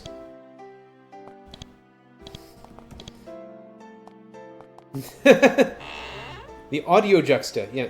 Oh, thank you. Yes, I did write it. That portcullis is closed. We need to pick this lock. There's a wheel in here. We turn the wheel. It opens the portcullis. But we can't turn a wheel in combat mode. It just doesn't let us. We're going to grab a bunch of stuff here. Healing potion. Money. Pardon me. Drake's skin boots. Put those on. An unidentified greatsword. Iron helmet. Oh, we could grab the candle. Pick this lock. Here's the jail cell. Pick this lock. If you haven't opened the portcullis, they don't leave. You have to open the portcullis first. Give me some light, please. Thank you. And over here, there's this dude. The prisoners. You know I rescued them, don't you? Nobody tells me anything. There's a point of reputation. First one we've had in a while, but that's alright. Anything else I need to grab from here? No, not really. Over here. Rings. Fletcher's rings. Oh, he's overweight. Weird things can happen sometimes when you equip things directly from here if you're replacing an item you're already using. Like, you can go over your weight limit doing that. It wasn't something I did intentionally, it's just a fun glitch. Let's call it that. Let's call it fun. Fun is a good word for it.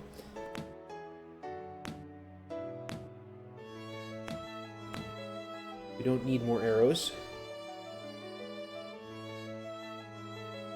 How many's got? 93 bolts left. Okay, cool. Oh, a U-bow. That will sell nicely. Can anyone carry it? I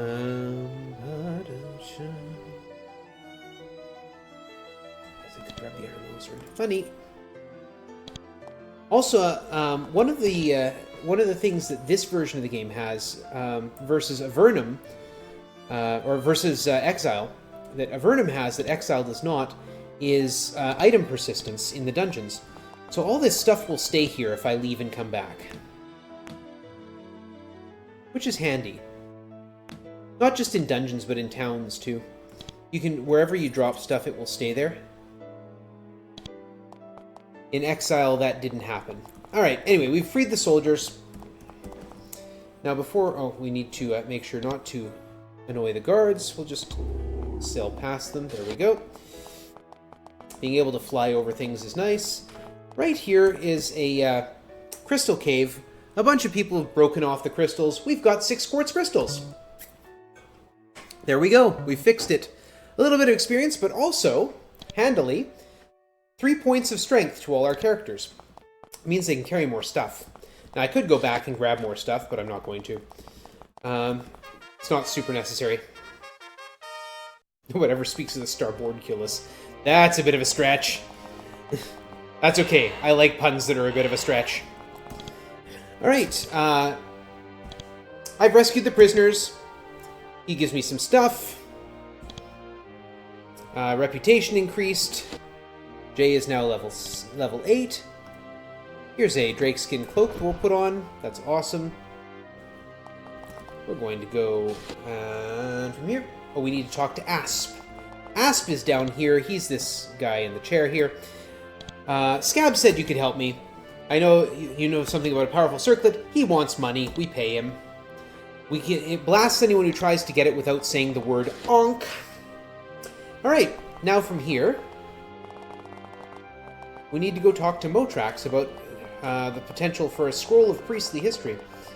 I could fly back into there and get more stuff, because I now have more carrying capacity, but I don't really need it. There's a Nephilim fort right here, which provides major importance for the first major quest for the killing of Grahoth. It's not something I'm going to be doing, though. We need to go here to Fort Draco. We've walked past here before.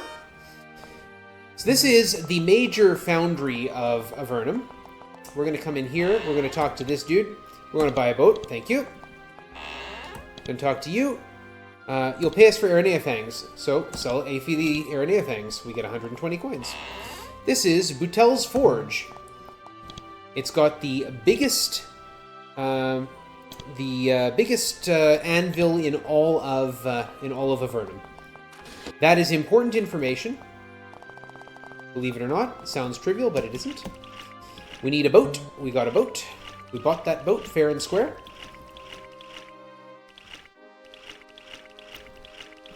And we're going to sail it down here, under these bridges. This is a separate water system from the one on which we have our other boat, which is why I bought a new boat. We need to go over here. Over here. Thank you, yep. And this is Solberg's Tower. And if you'll remember, we got a password to get into Solberg's Tower.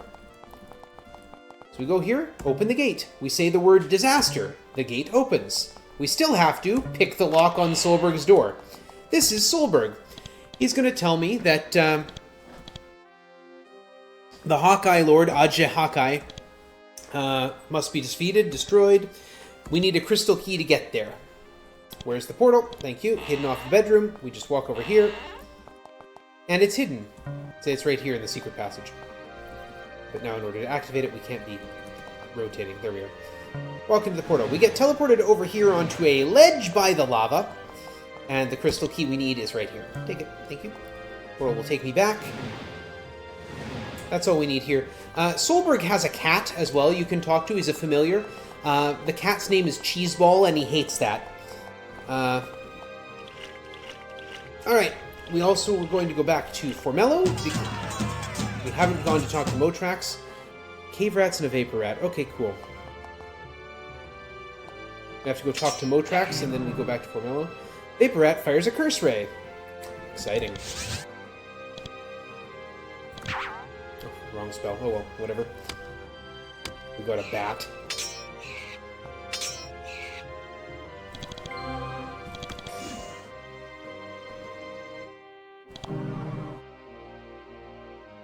Yeah, there we go.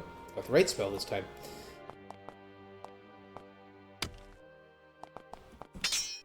There it goes. Nothing to get. We don't want to talk to you guys. We need to go north. I asked chat for names, and someone suggested QFG7, and someone suggested Biggs and Wedge. And it makes sense to have Biggs and Wedge in the party, of course, because the next game after this one is Final Fantasy VI. One of my favorites. So this is Motrax's cave. Motrax is a dragon. There are 5 dragons left. We're going to visit 3 of them. This is Motrax. Someone in Formello wants me to find a scroll in religious history. The dragon Koth far to the west is a collector of magical tomes. Are you sure you don't have a scroll in clerical history? Absolutely positive. Cool. Ask Koth. Okay, we're not actually going to see Koth. Koth and Pyrog are the 2 we're not going to see. We're going to see Motrax, but only for this little quest. Because, again, reputation management is important.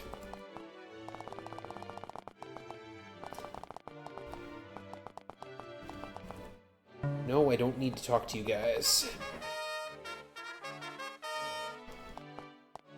Alright, so first stop over here is the potion maker who earlier identified my stuff. I've got stuff to identify, so I can sell it to your neighbor because you have terrible prices. The steel greatsword. Which is probably better than the iron greatsword, yeah. We'll switch that up. Butcher's rings. They sell nicely, that's the only reason I grabbed them. And, of course, they take up basically no weight. Steel greatsword. Put that on. There we go. And we'll talk to you again because I want to buy some potions. Finally, we're going to purchase some energy potions. Energy potions recover magic points. I want to buy all the energy potions I can because recovering magic points is a good idea. Sell, sell. Don't need to continue carrying arrows around. We've switched up to crossbows. Andrew, we've got a bunch of herbs. Iron chain mail. Mandrake sold. Blessed spear. Bunch of stabby things. And a torque. There we go. We got at least 1,100 gold. We're good. Alright. We need to go talk to Claudette. Okay, we were able to speak to Motrax. We haven't been able to reach the dragon Koth. There's our reputation to 20, which is exactly what we need to get the next big spell that we need, which is Divine Warrior.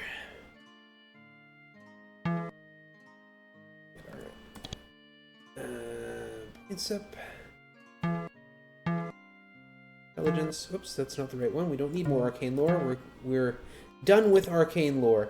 Andrew, pole weapons. I would prefer you hit nicely. There we go.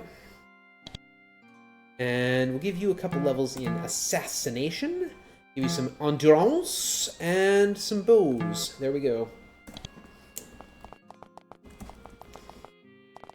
And we are done with that boat. We're not going to come back and see Solberg even after we kill Ajah Hakai, even though he's got more to add. Okay, that's our next goal, in fact. Yes, thank you. We've got bandits around. We know. About a boat. We need to visit Solberg, get the crystal key. Formello. Now we need to go to the Tower of Magi. South of here. This is Silvar. We've been there before many times. I don't actually have to fight them, so I won't. Cave lore is a very useful skill for that. We're not actually going to go into Myrtus. They're being plagued by undead. If we were doing quest number 3, there would be something important to take care of there. But we're not going to. We're only doing quest number 2. So in here, we need to come down here. This is Throndell. He's the chief spellcaster. There he is, chief priest. We've seen an enormous anvil. He wants to find the largest anvil in Avernum. Now teach us the powerful stuff. He'll only teach us the powerful stuff if we have 20 points of reputation. And look at that, we do. Mainly for Divine Warrior. We only need 1 level of it, though, to get the effect we want. Now we need to come up here. Talk to you. Wrong one. Not Brantford. I want to talk to Glenda. Want to purchase some more energy potions and elixir. You only have one elixir, but that's alright.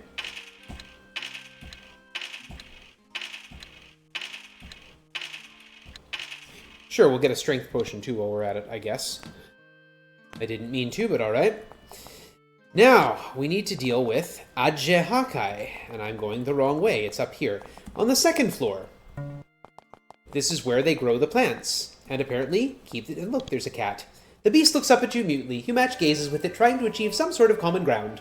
In the end, you feel personally enriched, but you learn nothing. So this is... oh. This is basically a do not go here area. But we're going to go here. So the crystal key that we got from Solberg lets us through here. Everything is dark, so we lose light. Yes. Okay. And in here, you will find demons wandering around. Arumbe. And casting Divine Warrior. So now Andrew has 10 AP instead of just 6. That is the advantage of Divine Warrior. Hello. Now, I can be a little bit... oh, don't do that.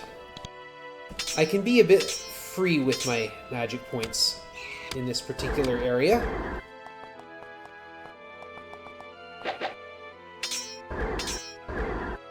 It's a maze with secret doors, and it's dark. I can't use light in here. Well, I can, but it immediately goes out.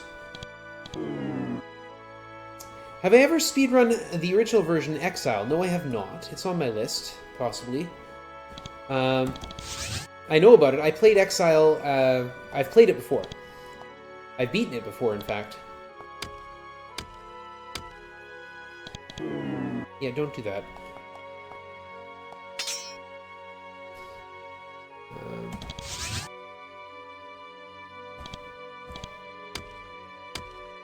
Thank you.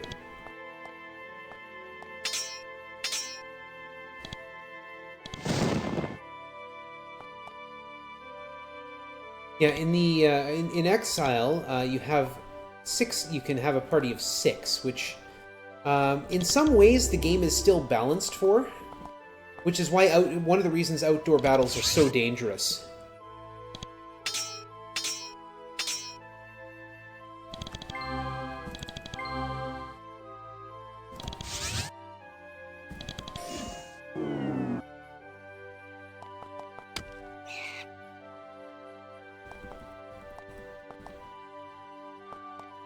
Okay, so that rune there is the primary problem with this particular area. So it's going to cause, when I step on it, it's going to cause flames to shoot out of the ground, which will hurt my entire party. And it will also drain all the magic points from my characters. Just to make life much more difficult, especially because we have to fight a massive demon. Ajehakai. So, there's no reason not to use up all my magic points, or as many magic points as I can, before going across it.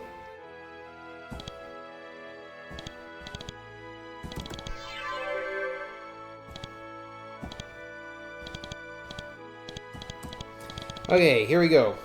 Anything else I need to cast? Nope. Okay, single gold root here embedded in the floor. The power emanating from it makes your hair stand on end. Something bad will happen if you step on it. Yeah. That's okay, it only happens once. See, we're good now.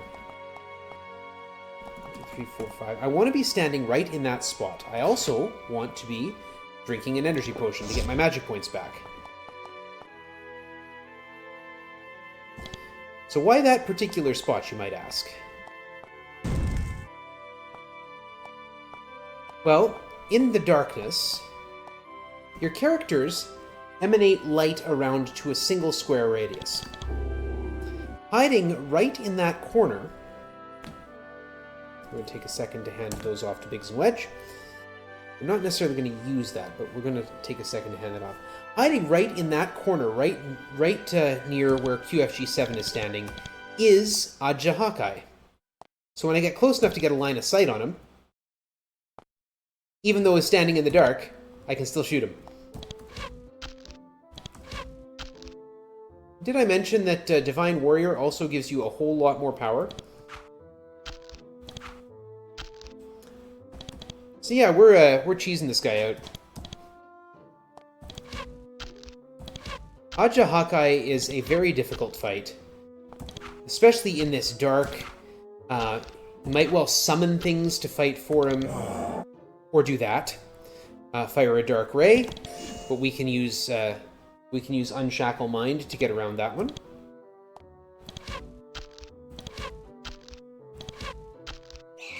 With a final blow, you slay the demon Aja Hakai.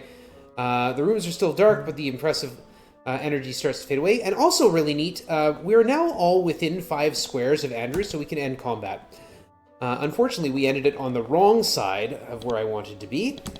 So we're going to get hurt crossing this. Yeah, I got to be careful not to let anyone die. Yeah, because that'll happen. Here we go. Yeah, thanks.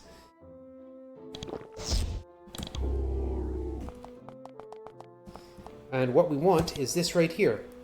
A beautiful scepter carved from a single piece of onyx. It's extremely powerful and very dangerous. And we're going to be carrying it with us for a while.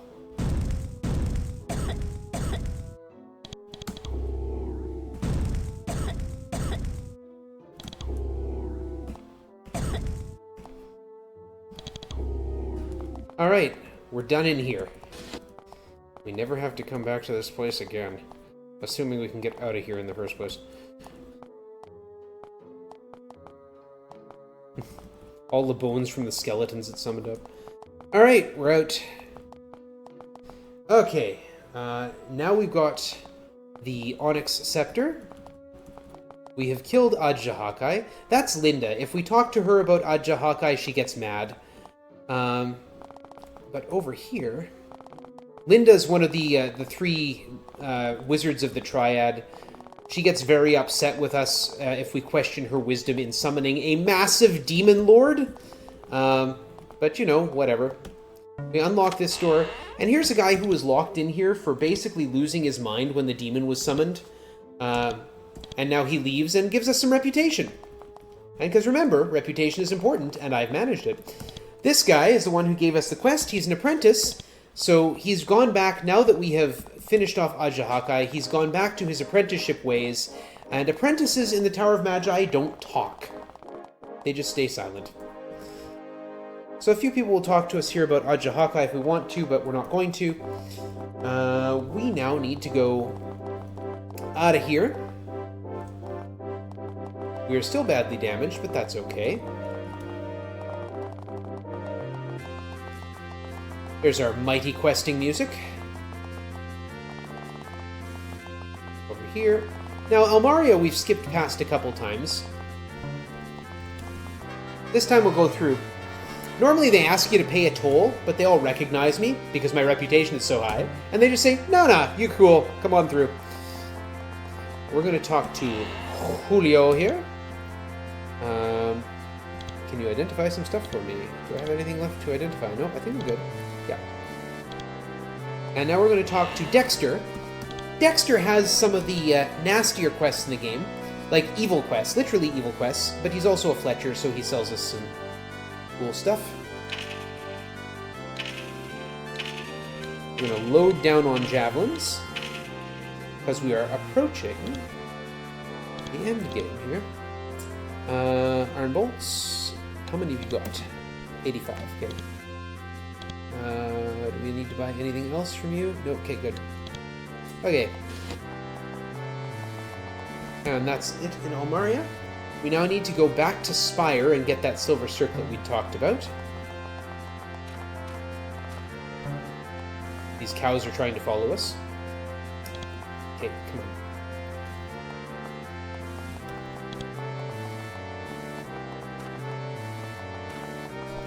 Alright, here's Fort Emerald. We've been here before. We're going to pause at the emerald that gives Fort Emerald its name, and we're going to meditate there. You meditate at the emerald, it gives you your magic points back.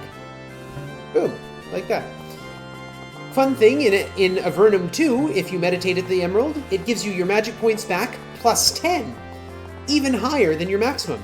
We've already destroyed that Slith Fort. We don't need to go back there. We can just ignore everything else in the Scree Pits and head back towards Spire. We need to do one thing in Spire and get that silver circlet out from Mina's grasp. We're going to enter at the north end. We're going to walk over here. Stop there. Arumbe!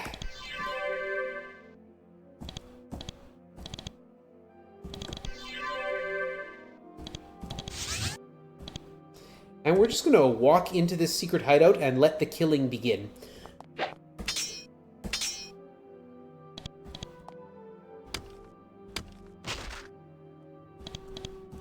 Let the killing commence. Have I run any other spiderweb games? No, I've only run this one. I haven't had a chance. I've beaten the first two on stream. But I haven't had a chance to route out Avernum 2 yet. For those who don't know, Spiderweb is the developer, Spiderweb Software, which is basically the passion project of a man named Jeff Vogel. He's a really neat guy. Obviously has a good sense of humor, has taken a great deal of inspiration from other games that I do run, the Ultima series, and has crafted some pretty impressive games. The Avernum series is really good, which is, like, obviously I play the first two. There's also the Gene Forge, which is a game where you get to play a shaper, a person who builds monsters, more or less.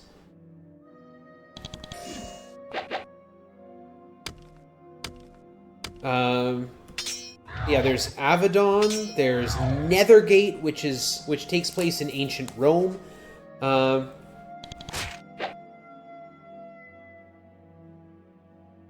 We'll re-up our Divine Warrior. Now, while the games are obviously inspired by other series and other sources, they are full of creativity. The writing is exceptionally good. I take a few shots at the writing because he has a tendency to repeat words once in a while, and it's just something that I, as a writer, don't like. But they are loving shots, and they are, like, I'm impressed at the continuity of the world, at the amount of his ability to create very good, very lively characters in very small amounts of text. So here's the box where Mina is keeping the silver circlet. It looks like it's undefended, but we got some guardians in the back. Anyone who's seen me run Ultima 3 will know the infamous floors fight. In this game, there are guardians and black shades, and guardians and black shades are both incredibly obnoxious. And the worst part about them is that not just that they're invisible, but they're also untargetable. I can't shoot things into empty squares in this game. I can't hit them with area of effect spells. Nothing works. They're completely untargetable and absolutely frustrating for it. All right.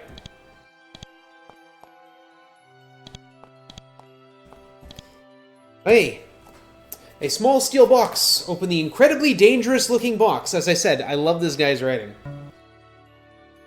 Use the tiny key and unlock the box. Sitting on a small pillow is a delicate, finely wrought silver circlet. You start to get nervous. Take the valuable and dangerously trapped silver circlet. You say the word onk. Nothing happens. You pick up the circlet, expecting to be baked at any moment. Bad things fail to happen. You now at least have the silver circlet. Phew!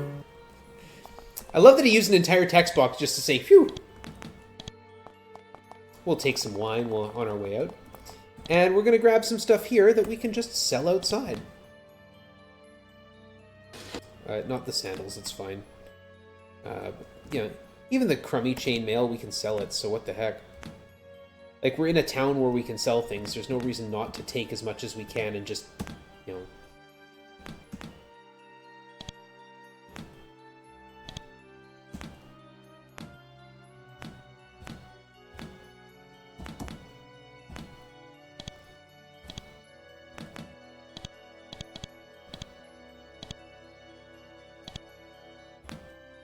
There, we're loaded down, basically.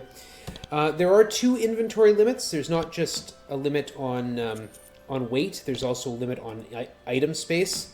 You can only carry 20 items. And it's incredibly frustrating. Items do stack, which is helpful, but not all items will stack together. Earrings like that.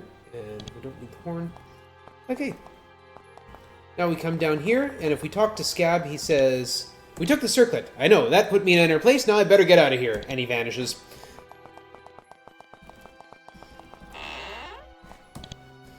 I'd like to do some shopping. I'd like to sell you a bunch of stuff I just stole from Mina. It's awesome. Including her wine. Unidentified ring, we'll have to deal with that.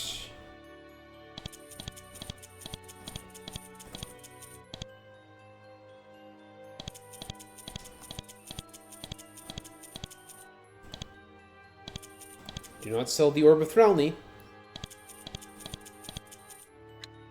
What a nice fence indeed. Oh, and then there's a guard out there fighting a cave rat, because why not? Alright, from here, we need to go to Erica Redmark's tower. Erica Redmark is the most powerful wizard in all of Avernum. She was sent down here with a terrible curse placed on her that if she ever felt the sunlight again, she would die horribly and painfully. So she wants revenge, and she's powerful enough to get it. We're not going to give her that revenge. Those guys want money. So she says she's looking for purple mold. Ah, pay the fee. Hate when those guys catch me.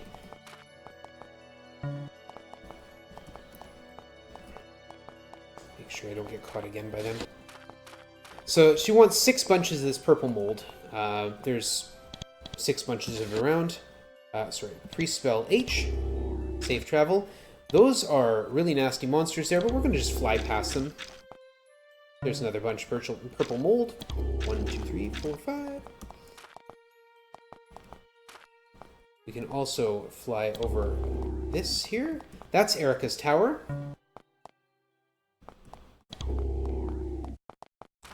There's 4 patches of purple mold. They're all right around here. There's 5. There's those dudes again. There's 6 patches of purple mold. I can fight them, but it would hurt and potentially be painful, potentially lose. There! She says, "I am Erica, Master Incantatrix of Avernum." 1, 2, 3, 4, 5.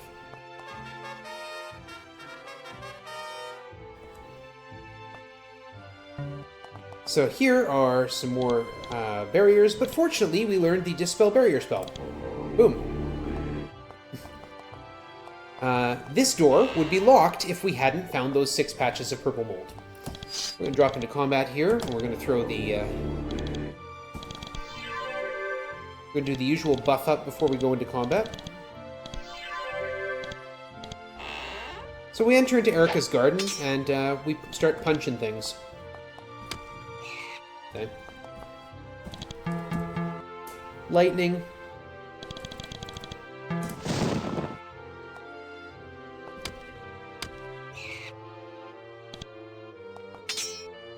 Mutant lizards. Mutant lizards can hit pretty hard.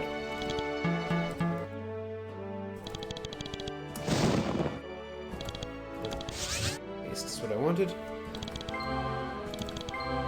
Hurry up my chance to hit.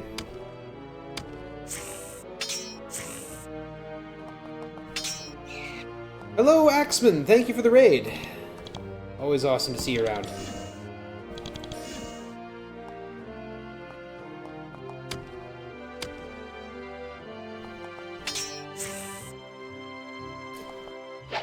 Yeah, the newer remake of Avernum, the one with the subtitle "Escape from the Pit," has a trash bag basically. You put all the stuff that you don't want in there, and it will sell it when you get to town.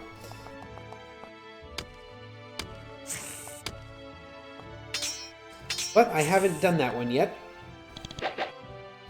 I'm still playing the one from 2000, which for me is a fairly new game compared to what I usually play. This door is locked. We need to pick the lock. We're going to close that door behind us, which is a thing you can do. We're not going to turn the wheel immediately. We're going to walk around it. And then we're going to turn it.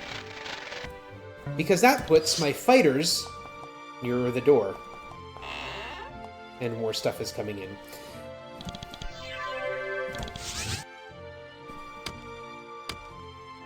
So out there is a golem, right there. I'm throwing things at it right now. Golems are going to be the chief obnoxious antagonist of the game. They have way too many hit points. They're resistant to magic. Not all magic. I can slow them, which is nice. But you kind of have to wail on them for a while before they give up. Before they just give up and lie down. Can I reach the other golem? Yep, good. Slow down.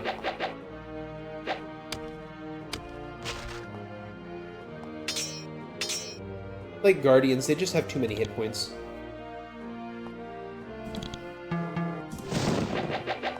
Throw some lightning on the cave slime. You wouldn't think that cave slime was conductive, but there you are.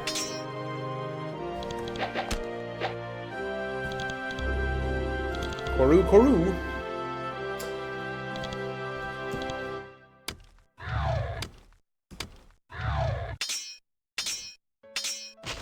There we go. Also dead. We can pick this lock.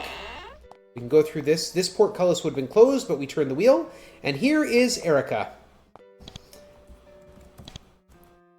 Okay, first of all, I could use some training in the magical arts. Is there an easier way to get back into your tower? There's a spare key in the east to the east gate in the library, and the front doors will now open at your approach. Good.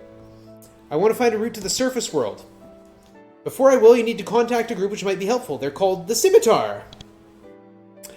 A group of brave fighters resisting the foulness above. They're as weak as most mundanes, but they do their best.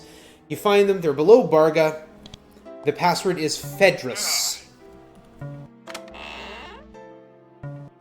This is her library, but right here is a bone key. You also don't want to kill Erica. It's a bad idea. Now we can get out through this door. And from here, we need to go back to Barga. And hopefully those cave slimes we will dodge. That is a losing fight. The eye beast is just going to take us apart.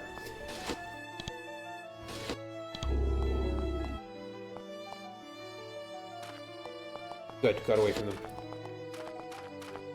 Yike! I'm only dodging around that because it's a dialogue that opens up. Takes a little bit more time than I need. We can head back up here to rest at this pool.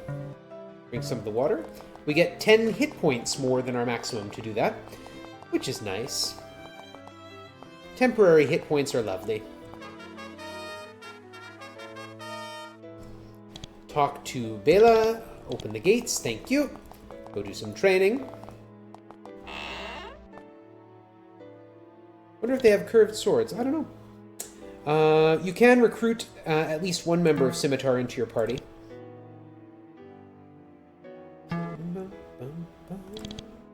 Jay, let's get some more endurance. Here we are. Yeah, hit points, please.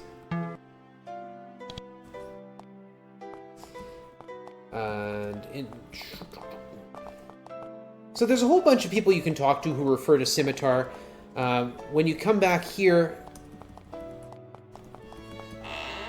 you talk to this guy, Fedrus. So you have come to us, the Scimitar. Tell me about the mission I must perform to join.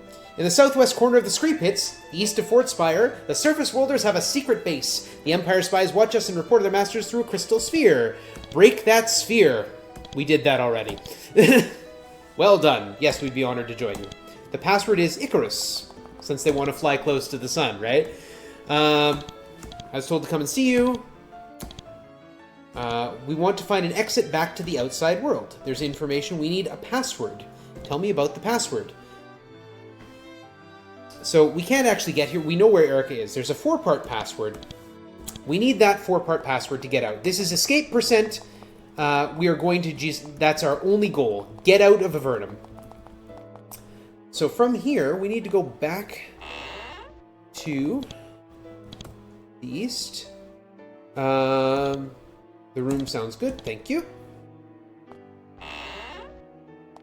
Get my magic points back. I like when my magic points go to triple digits. That's always comforting. Go through here. And back out to where the giants are. Back to the land of the Gints. And here is the giant fortress. It's quiet. Too quiet. Literally, it says that. It's quiet out here. Too quiet. You step here and you fall into the basement. It's okay. We're now powerful that the giants don't really bother us too much. We hear voices. There's a secret passage there. We don't really need to worry about that secret passage. We're going to drop into combat mode right here. Arumbe.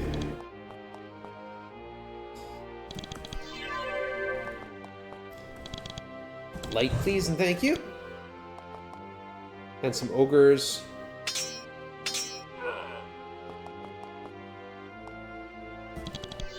Use the Divine Warrior spell to get those extra action points.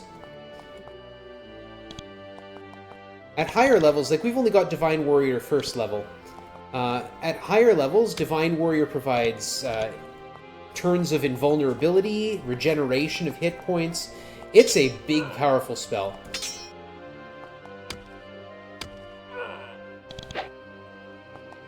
Oh, we've got Anthem and Variations up. One of my favorites. I don't know, is it okay to have favorites of the music you wrote?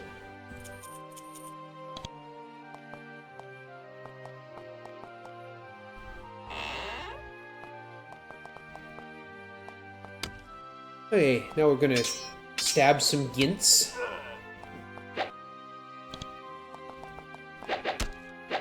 Oof.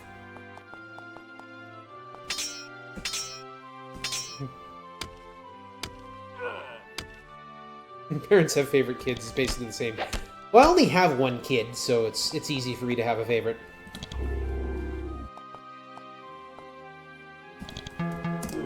Slope. She's not playing this one yet.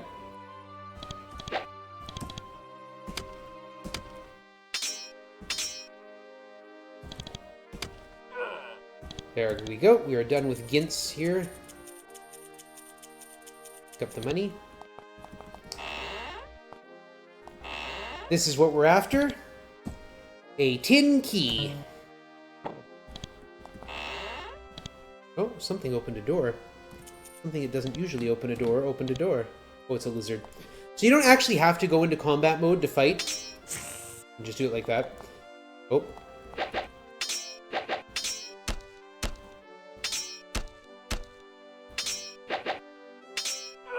Sometimes you pay for your disrespect. There you go. Actually should use Biggs and Wedge. There we go. So that's not normally a thing that happens. That door doesn't usually open. I don't have to usually fight those things there. I'm going to come over here. There's a lizard over here that I usually completely ignore. Yeah, there it is. I just go up the stairs. Now we're into the main area of the giant castle, where we fell in from before.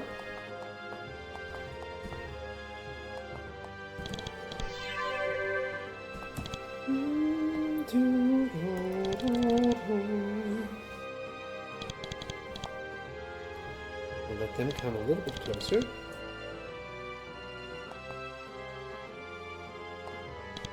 We're going to shoot the giant shaman first. You've all seen what giant shamans can do. I don't like them doing it. So I would rather that one be dead.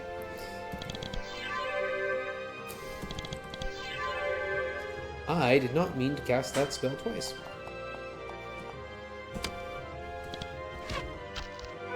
I'm going to blame the fact that it is currently 2:30 in the morning. Wait. Defend. Run up here and take on the giant chief. Go, Jay. Assassinate those giant lizards.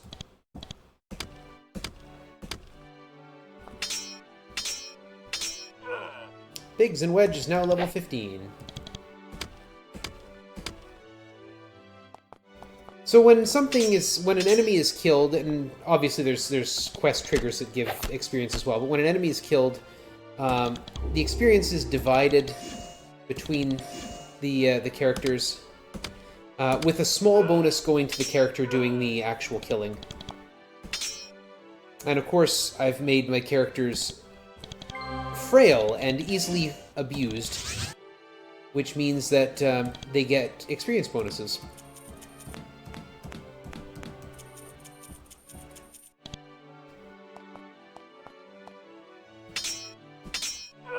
Because what's important for my spellcasters is skill points.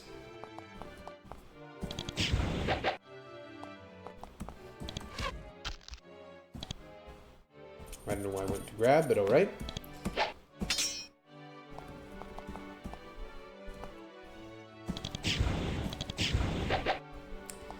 Almost done here. There we are.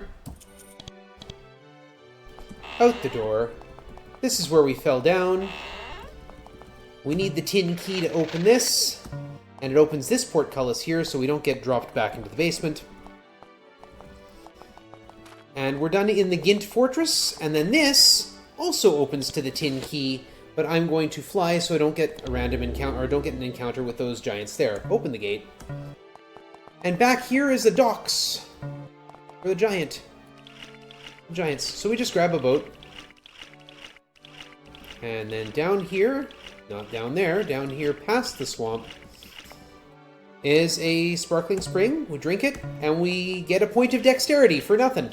It's awesome. So remember, there's that 4-part password. Here is a small hut. Walk inside. We do not want to attack this young human mage because she will destroy us instantly.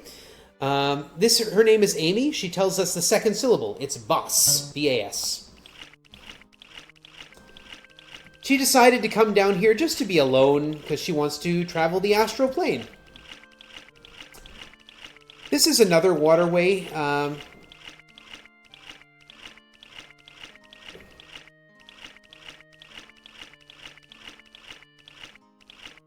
So if we were to go see the dragon Koth, he's up here. I had that routed in at one point because I can get Beast Ceremony to level 3. It makes it more powerful, but I decided it's not necessary, and in my test run, I didn't need it. There's a whole bunch of stuff you can do along here, actually. There's a lot of things, places to visit, just little one-off events, mostly. But we're going to sail all the way back down here, and there's Erica's tower again. Erica's going to tell me about that password. We know that Bas is the second one. Wish to find a route to the surface world. I need the password. I know the final syllable. Tell us your part of the password. It's Kai, K-A-I. Where can we find the other parts? Amy, who we've talked to. Patrick, choked with grief but may be useful anyway. The dragons Koth and Athron. Koth is not useful. Athron is. Alright. We're going to use this recall crystal. Takes us back to Fort Avernum instantly. We are now in the final stretch. We're going to stop in here. We're going to talk to Anastasia. We're going to sell some stuff. Oh, we're not going to sell it here. Why would I sell it at those prices?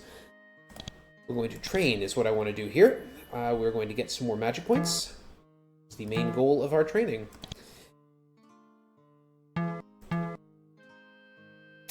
And, yeah. We're going to get a point of luck. Just for luck. Jay. Endurance. Andrew, endurance. Hit points. And you've already got 2 points of luck. Assassination. Cool. Yep. We're good here. Defense. There we go. Alright.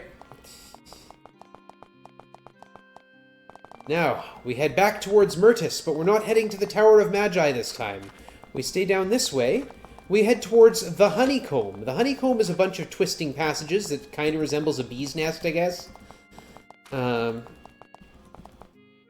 is the wrong way. That's the way out later. I get lost in it. It's annoying. That's also the wrong way.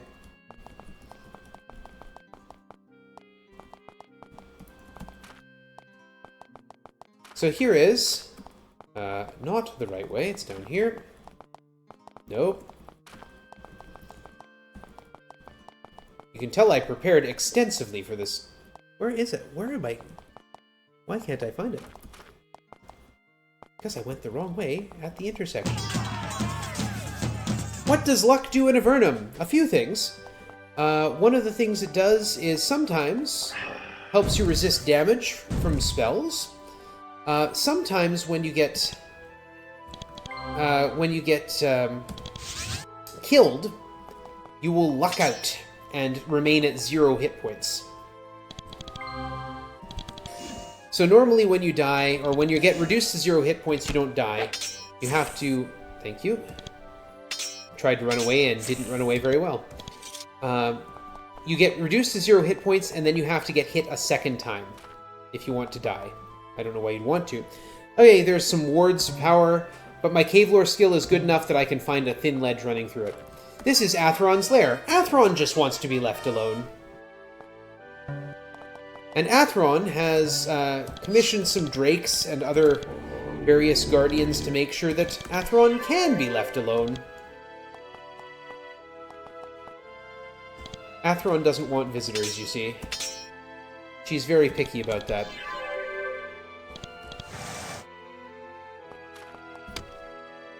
Do some stabbing. To the nice, pleasant music.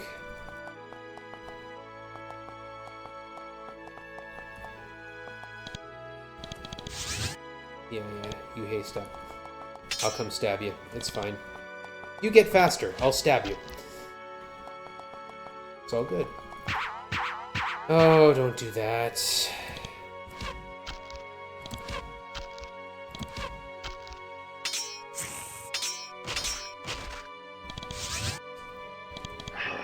Yeah, there's one up there that, yeah. Yeah, fine. Be that way.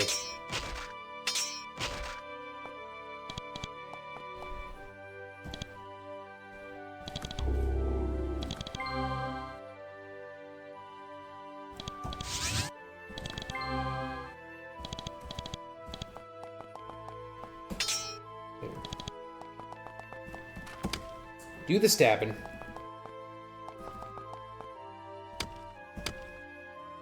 Pick up your bolts, thank you.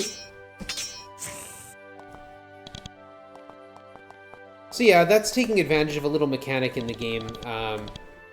You can grab items so long as any of your characters are standing next to them. It doesn't have to be the character doing the grabbing.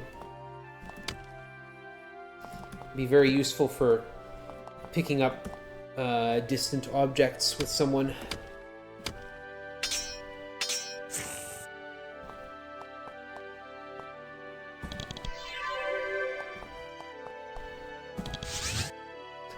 Just making sure that we stay fast.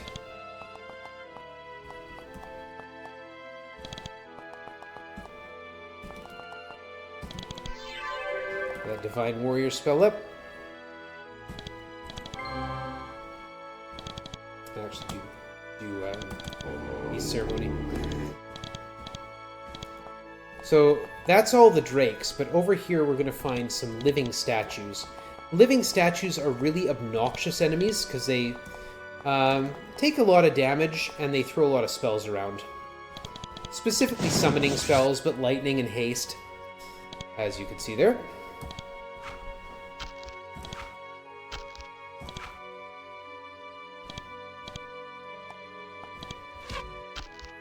Thank you. We're just going to do a bunch of damage until they stop moving. Atheron doesn't seem particularly bothered by the fact that we're destroying all her defenses. There we are.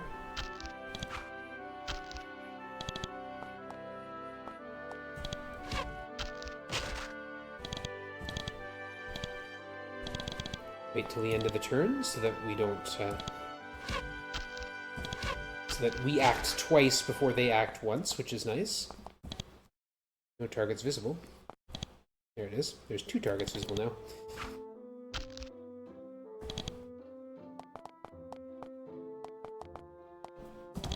Keep the haste up. No targets visible, that's annoying.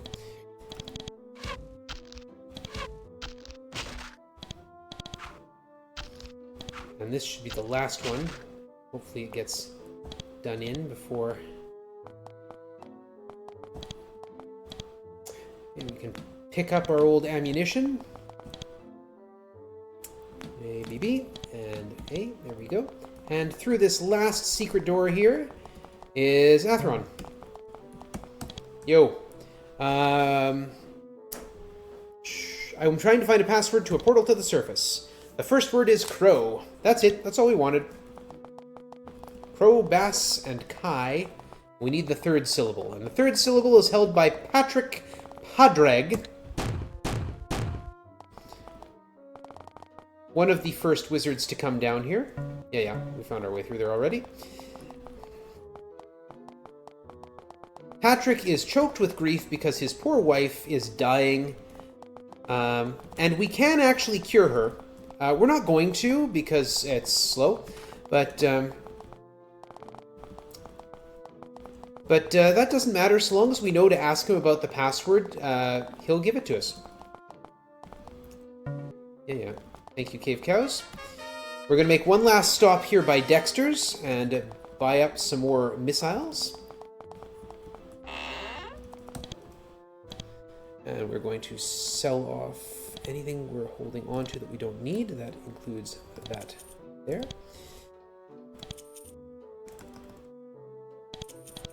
Emerald. Yeah, I know we're getting bad prices here, but this is our last stop. So, how many iron bolts have we got? 82, okay. And I'd like to buy some supplies. Iron javelins, first of all. Iron javelins, there we are. We'll buy until we run out of weight, and then we'll go to Biggs and Wedge, buy up a bunch more.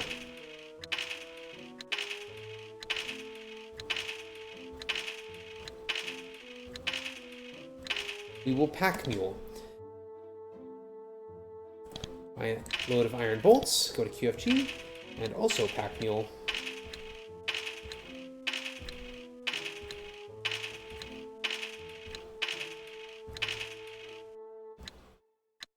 Right, there we go.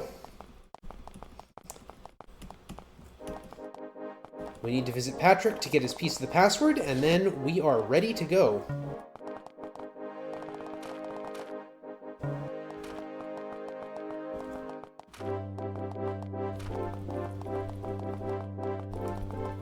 And this is Patrick's Tower. It's a place of learning. And what we're going to learn here...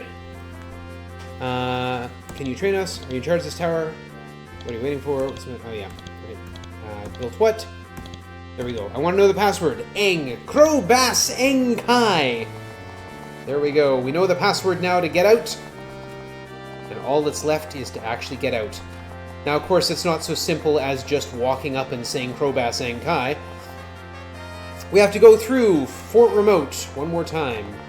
Hi, guys. Bye, guys. So glad you didn't get blown up by demons. Alright, up here, we'll find a little Empire outpost if we want it. There's no one actually there. Go up through here. Oh. Normally that's not standing there. That will turn my characters to stone, and I don't have any way to fix it, and I don't have any resistance to it right now. It is very close to me, but that's fine. I don't mind if it's chasing me, as long as it doesn't catch me. So we're now coming into the remote tunnels. There's a wizard here with some golems. If I can get past them... Oh, that's beautiful. Escape is indeed nigh. Okay, they're coming at me. Okay. 7 golems and a wizard. The real trick is to get to the wizard before he starts casting nasty spells at me.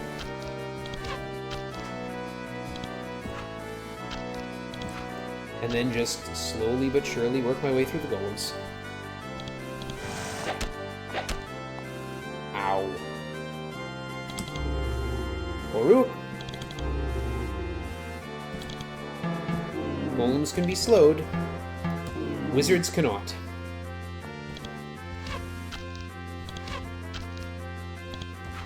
That is not the target I wanted. 7 golems and a wizard. Sounds like a joke setup, indeed. Ow.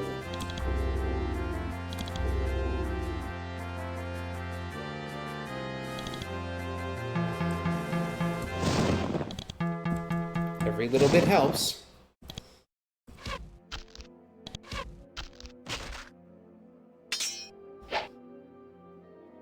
Here we go. Okay, this is not too terrible now.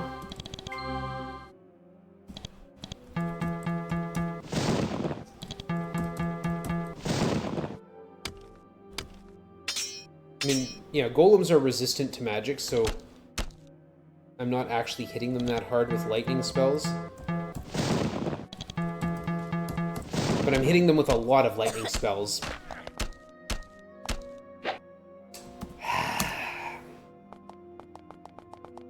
Sometimes you can get past them without fighting them. Sometimes they're hiding around a corner. Ow! Cripes!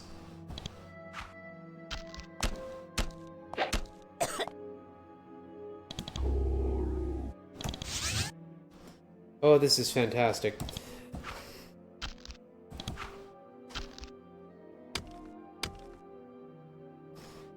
What am I going to do here? I'm going to heal is what I'm going to do here. You know, before I get killed. We're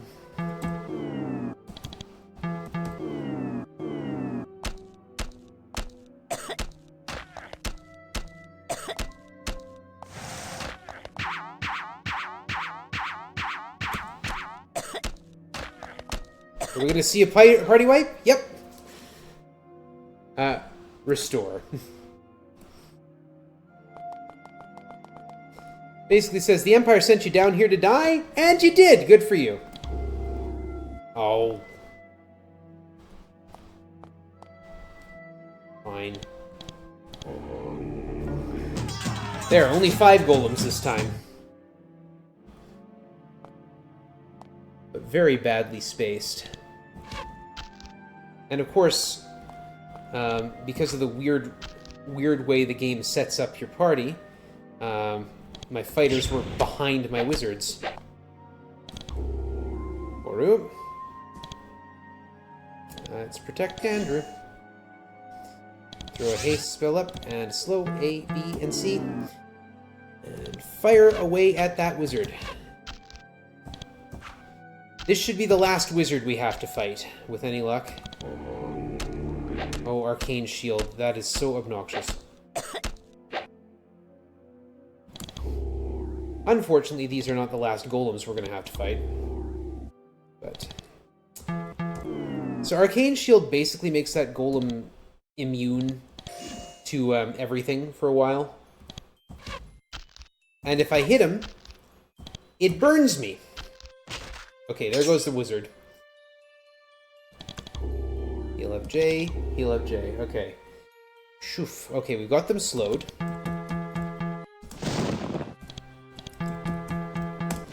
On the every little bit helps spectrum, that helps a little bit. Get the divine warrior spell out.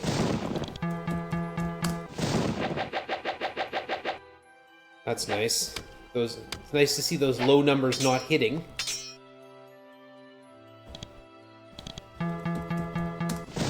You'll notice that golem that it did Arcane Shield on is not taking damage.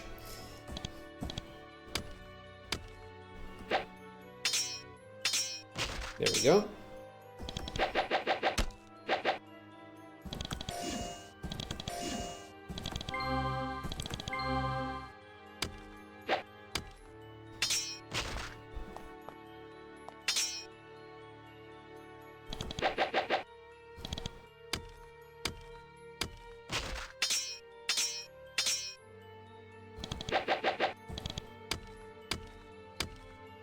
One.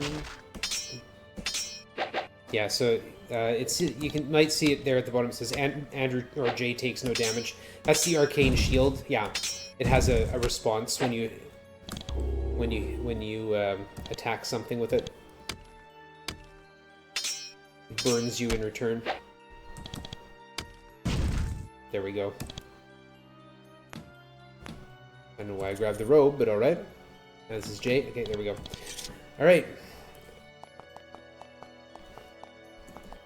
We got past him. This is the Fortress of Sulfras. This is the most powerful dragon. For a while I was trying to figure out how to kill this dragon. Instead, we're just going to go in here and steal some of the dragon's treasure. Specifically this, the Jade Halberd.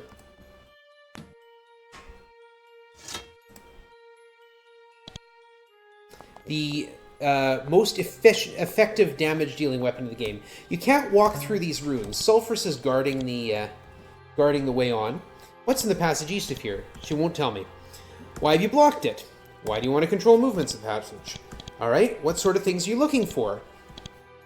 I formally request passage. So, tell us about this. It wants the Silver Circlet and the Onyx Scepter. If only we had already got those things. Fantastic. Give me passage. Thank you. Let's go.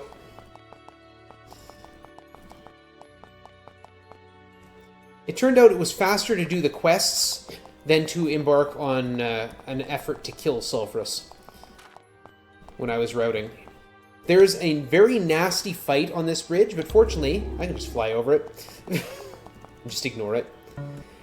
It's very dark. We're feeling a breeze. There's a dead Empire soldier here.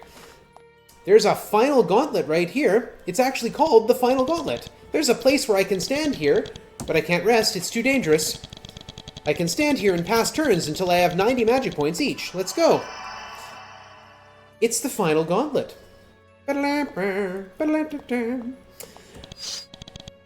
Let's have some light. Thank you. That looks like the way to go. It's not. There's a giant here. We need to hurt it until it stops moving.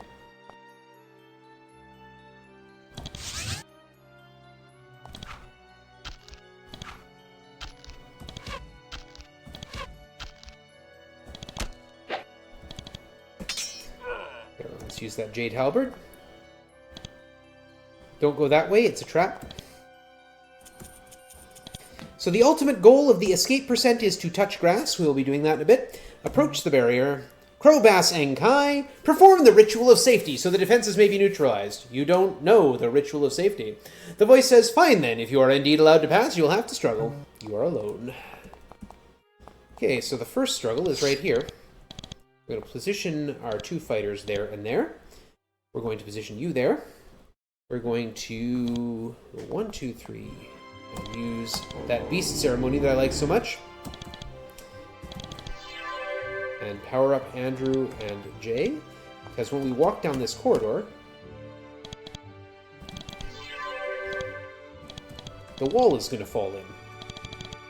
Boom. And there's some guardians there. We didn't learn the safety dance ritual, yeah. We can, in fact, dance if we want to. We can leave our friends behind. Level up.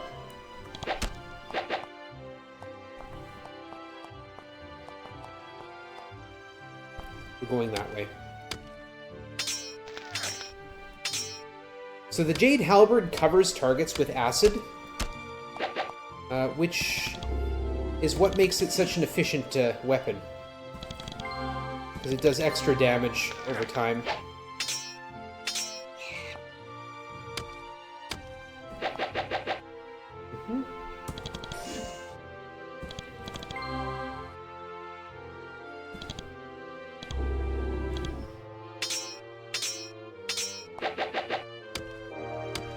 Now the reason I'm taking the time to kill these guys is because otherwise they would follow behind me and I would then end up probably very unfortunately dead.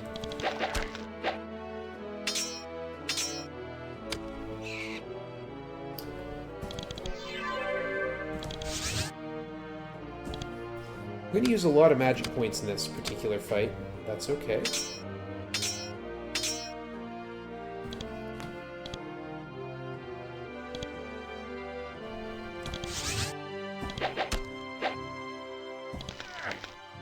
We're actually going to use a lot of magic points in this particular dungeon. That's also okay. This is the final dungeon. We've got a whole bunch of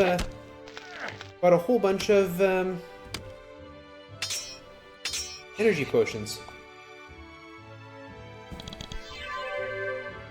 They like this one. Here, 20 magic points. Just have them. Cool. Game looks really complicated. It's not that bad. It's got a lot of systems that you get used to over time. And I mean, I'm doing it very quickly, so it's hard for me to actually explain, like, all the little nuances. Here's a wheel. If we don't turn this wheel, we die.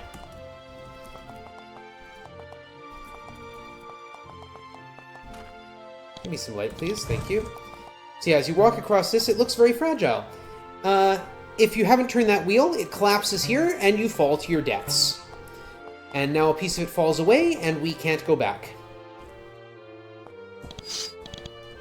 We're going to power up. And fight some giants. Some more gints.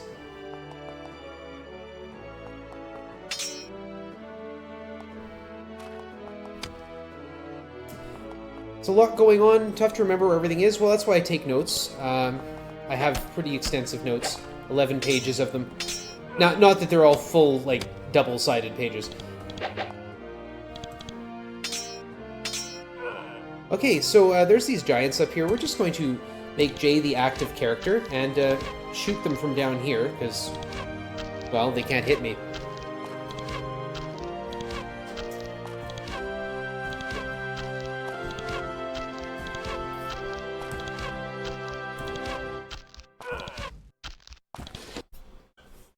Oh, no targets visible. Okay. So my lights run out, but I can still see them if I'm within 1 square, much like my little cheat with Ajahakai earlier. Instead, we're going to stop being the only active one. And we'll come back over here, and we will use candle. There, now we can see again.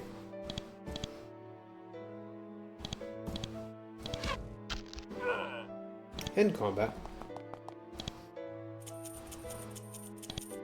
The money that was left behind. I don't actually have to pick up the money that was left behind because, of course, like, this is it.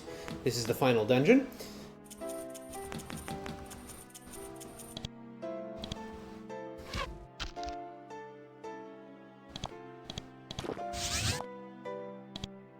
I'm going to take those candles and hand them to Jay. And I don't think I'm carrying any torches. No. Okay.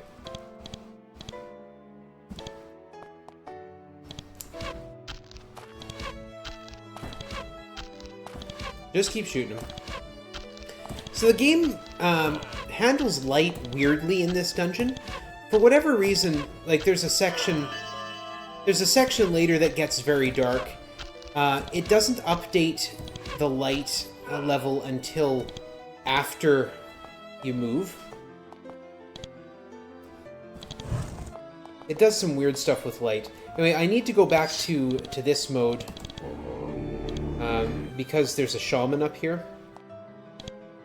And giant shamans do nasty things to you.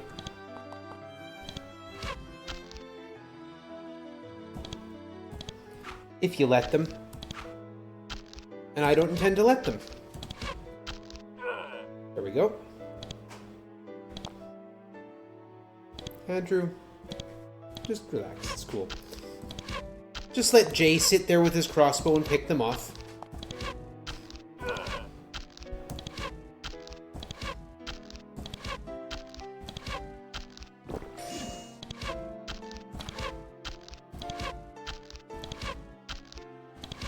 Is the Steam version worth playing? The Steam version is the version that is the 2015 remake of this remake. I can't actually speak to it. Lots of people like it. The community seems to think it's pretty good. That is the wrong spell. Thank you. The original game was called Exile. It comes from the 90s.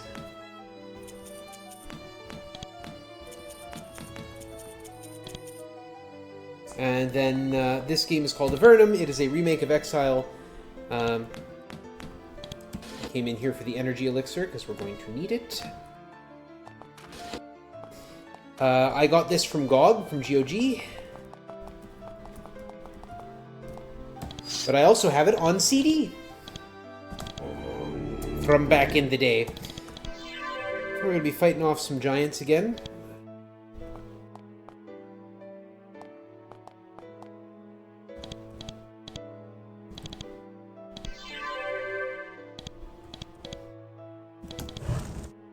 Those giants are behind barriers and can't get to me. But over here in the corner, much like we were fighting guardians earlier, there's a black shade. Right there. And one here. Thank you. You got your Exile shareware code from email back in the day, yeah. Okay, now again, there's no reason to respect these giants. I can just kill them from out here. I don't have to fight them.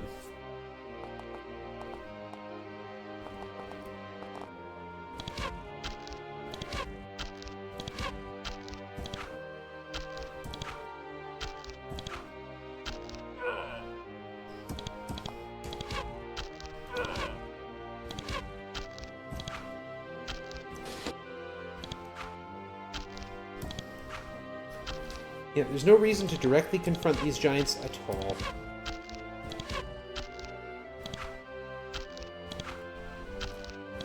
Why put myself at risk when I can do just as much damage by crossbow? I need to get to that wheel in the center there. A lot of this dungeon is finding and turning wheels. There we go. Thank you.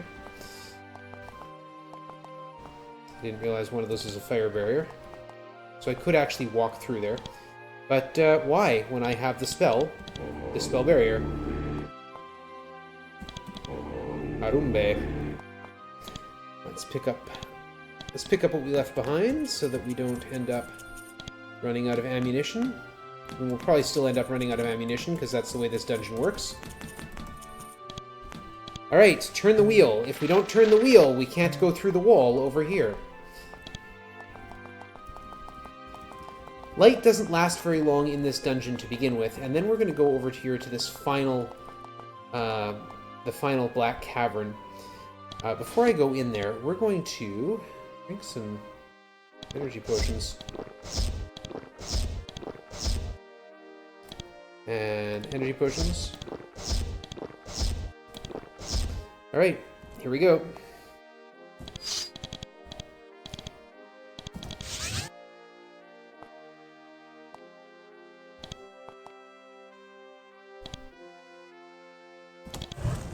We can see in there now. There's a golem there, and I'm going to shoot it.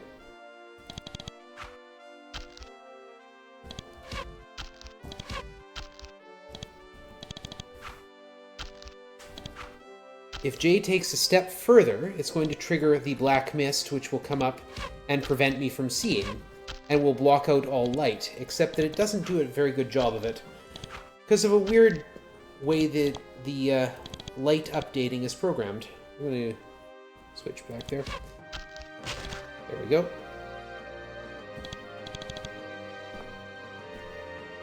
Yeah, you can't see a foot in front of your face. Well, except it doesn't update that until the start of the battle round. And then it does weird things like this. Like, we can still see, even though we can't see. So if I try to shoot, it has no visible targets. Until I put up some light. And even though this light is supposed to instantly go out, it doesn't. It lasts until the start of the battle round.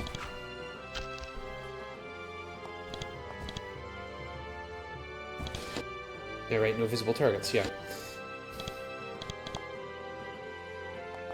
But then I can use that to find out where the golems actually are. And then, of course, our characters throw light around themselves. which means that we can target... I guess Andrew is just calling out, hey, shoot here!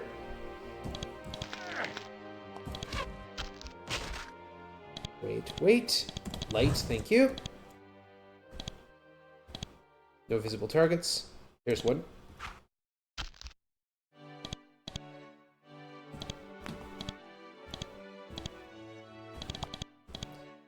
What's really useful is, even though I can't actually technically see, I can still follow the movement of the enemies if I don't actually take a step.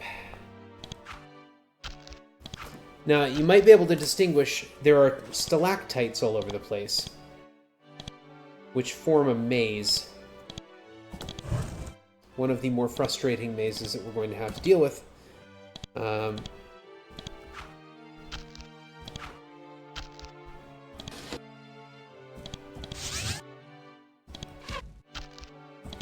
So there's a wheel right there, and as I said, like, most of this dungeon is finding wheels to turn. Unfortunately, we can't get to that one. It's surrounded with stalactites.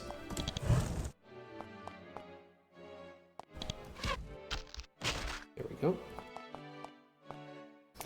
There are 4 wheels we have to turn. The first one is at the far side of the maze. The second one is down here at this side. The third one is at the far side, and the fourth one is that one there. So we have to cross this area several times. Now the other fun part is every time we turn one of those wheels, it releases more golems into the maze. Or sometimes it doesn't release golems. Sometimes it releases fetid zombies. Just to make life interesting. I know this already. Got a stone javelin, throw it. Get it out of my inventory.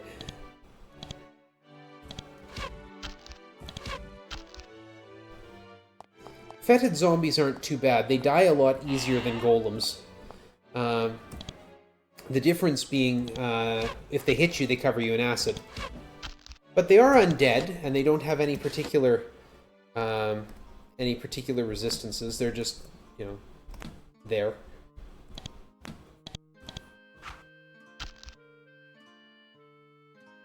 What are fetid zombies but flesh golems that have gone past their best before date? Yeah, that's pretty much it. So yeah, a lot of this puzzle, at least to do it fast, is figuring out the best place to put your characters so that you can have an eye on the golems as we move through the dungeon.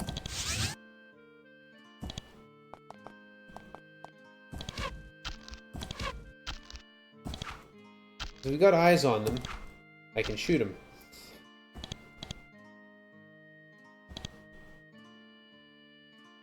And we can go.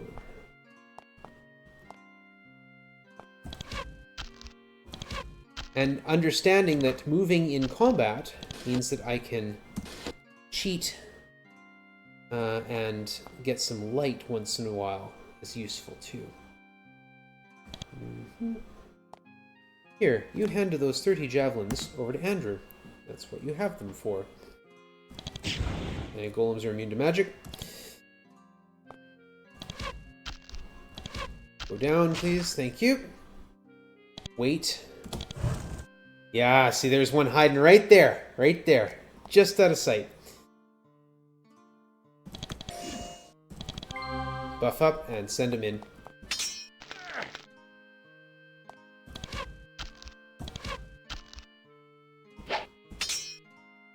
Don't miss your 95s, please.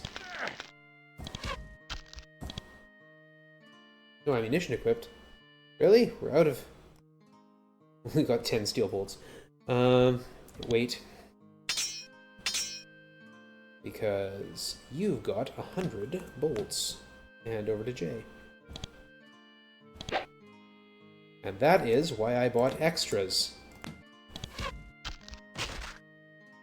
I can't pick up those ones because they'll overflow the I guess that's a stack overflow.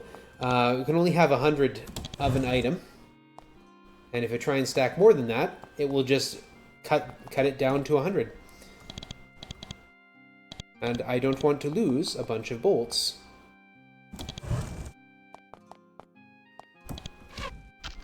Okay, we're almost through the first pass. No missile ready.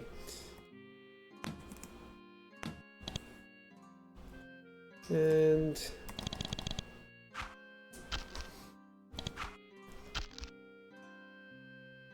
fortunately, also, the future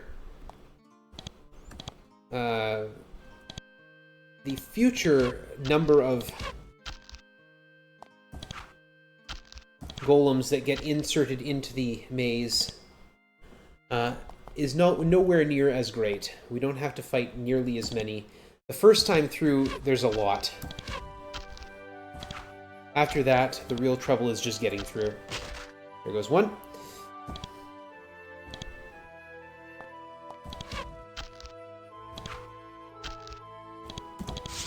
Is. Gotta go fast, right?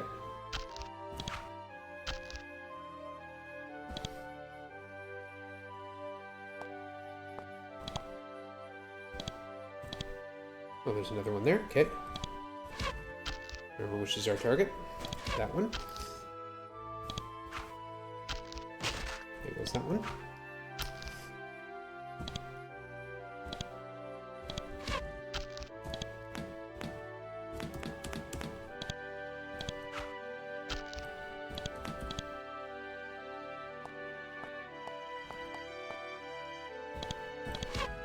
And there should be this one and one more to deal with. And that one more we don't have to deal with immediately, but I will, just because might as well.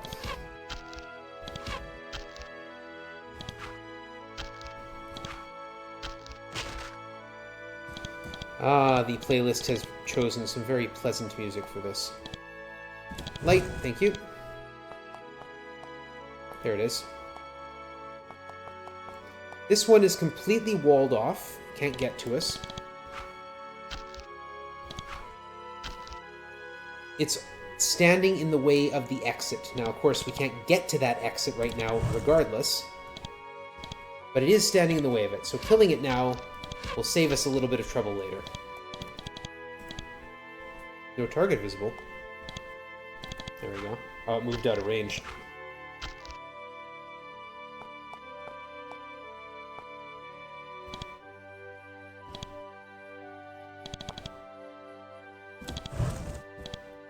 Have to cast a light spell, because otherwise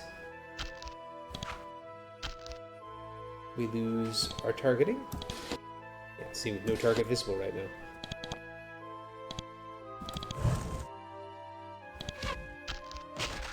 There we go. Now we head up this way. And there's two more there by the next wheel. And give Andrew some protection and some blessing.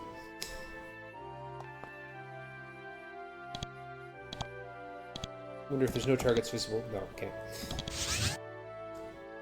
Oh, there's a target visible now.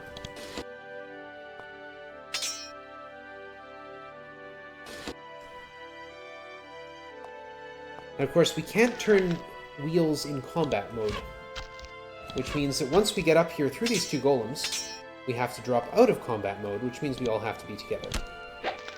If that wasn't the case, I'd probably just leave the spellcasters back near the door. There's the other one. It showed up, decided to move away.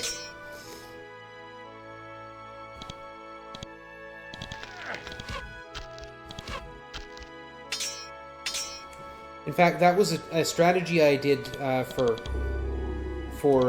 one of the other quests initially. When I did an initial playthrough of the game. Level up. Leave my spellcasters behind. Okay, we're not going to turn the wheel right now. We're going to walk around it in a nice little circle, and then turn it, because this adds more golems into the maze, and I don't want my spellcasters out front.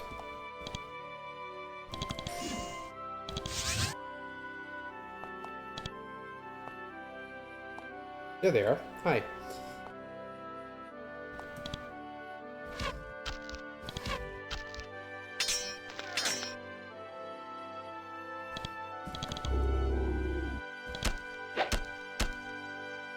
Yeah, 357% chances, and all of them, or 457% chances, and 3 of them hit. I complain about the statistics on this a lot. Wait, heal. Heal. Look at that, 2 more. That's 5 out of 6.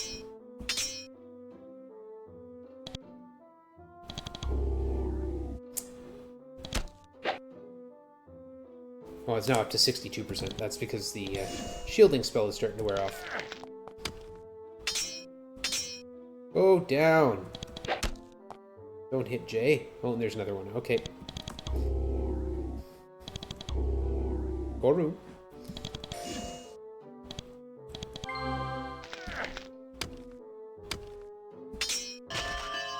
Level up. Normally I'm not hearing all those noises. How many golems total in this place alone? Well, there's 8 in the first pass, and then the game releases a bunch more every time you turn one of the wheels. If I go back and turn that wheel again, incidentally, it won't actually accomplish anything. Like, it won't close up the passage that it opened. But it will just put more golems into the maze. So, you know, if you wanted to grind experience here, you could actually solve the place and use... because once you've solved it, it lights up permanently. Well, no, it doesn't. It just doesn't get dark like this. It doesn't light up. But the instant darkness goes away.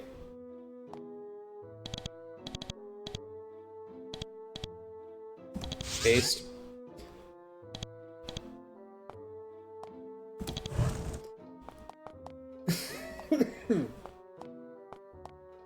There's another one. Right there. The biggest problem if I get fetid zombies... I mean, they're easier to kill, so that's not too bad, but... The biggest problem is they're very hard to see, because they're the same color as the maze floor. It becomes very difficult to see them.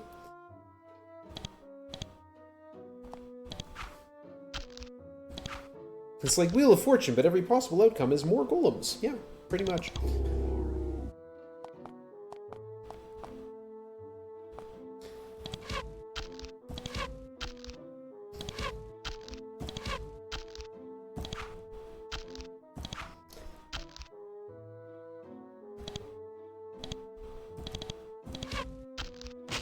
Poor Jeff, I'm abusing his mechanics.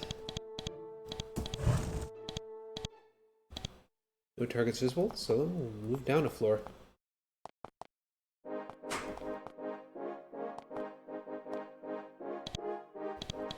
Anything coming at me? Nope. Wait.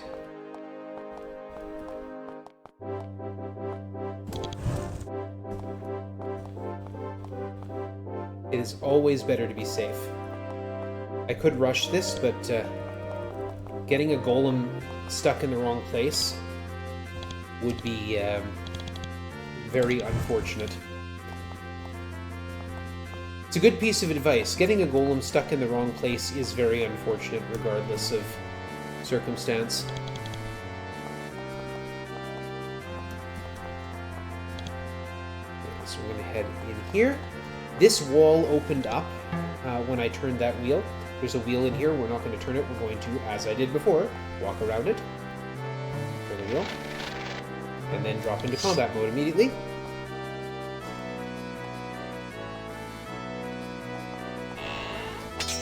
That is a fetid zombie. Okay, this time we got fetid zombies.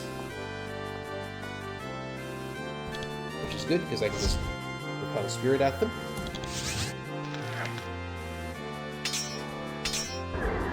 There's one. Well, thank you. Of the Slum says I like this music. Thank you, I wrote it. Why did I do healing? Are the summon spells too weak to be useful? Largely, yes. I've thought about making some use of some of them. One of the biggest uses they would have is basically jamming up the battlefield.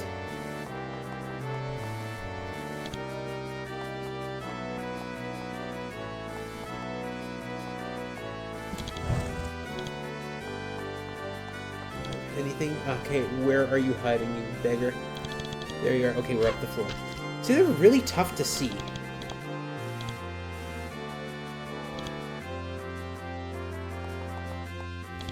There you are.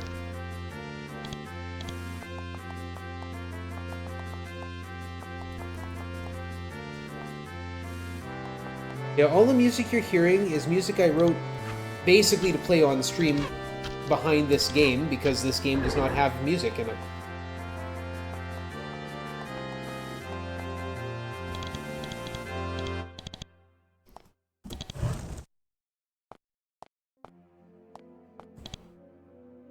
Where are you? Are you up? Okay, you're up there. Yeah. Now, unfortunately, I don't have a way right now to sort of link the tune to the thing I'm doing. For those who weren't here at the start of the run, what is escape percent? Escape percent is basically Avernum, the game, takes place in Avernum, the location. Avernum is a massive series of caverns under the earth where the Empire throws undesirable people. Target visible. What am I doing here? So we were thrown into exile down here, and our sole goal then is to get out. There are 3 major quests in the game. Find an exit is the second of the 3 major quests, and it is the only one which we will be accomplishing. And we're basically right on its doorstep.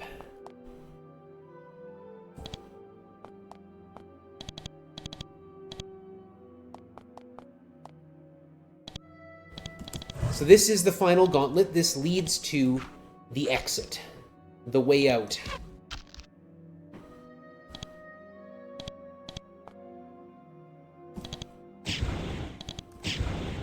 A little bit of fire, why not?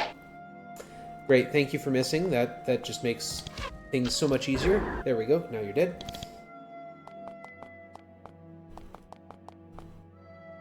Two, three, four. Anything coming at me? Light, thank you. Okay, good. Where is Jay? Take your bolts. We're gonna need them bolts very shortly.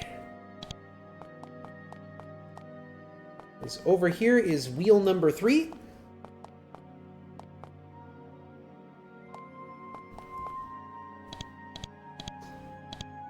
And there's a little bit of fire here and a couple golems, but of course those golems aren't going to cross the fire to get to me, so I'm just going to shoot them.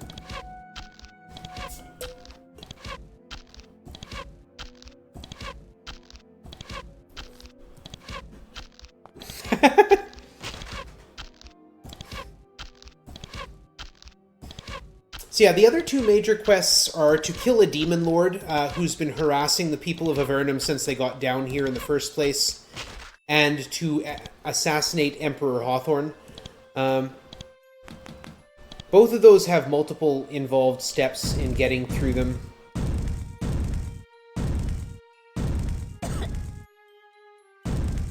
And I haven't routed out all major quests yet. It's on my list to do. I'm not going to turn that wheel until, again, we get all the way around it.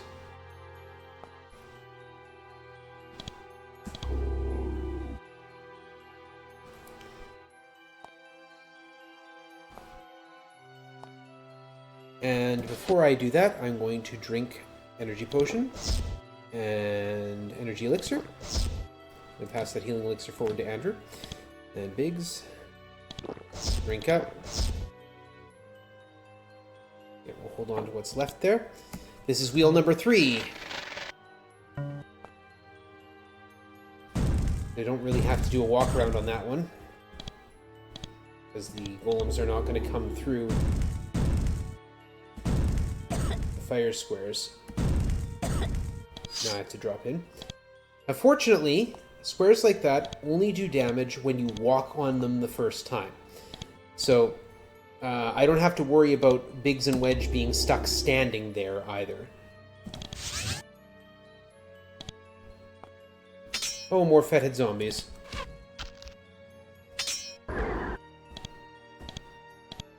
Light, please, and thank you.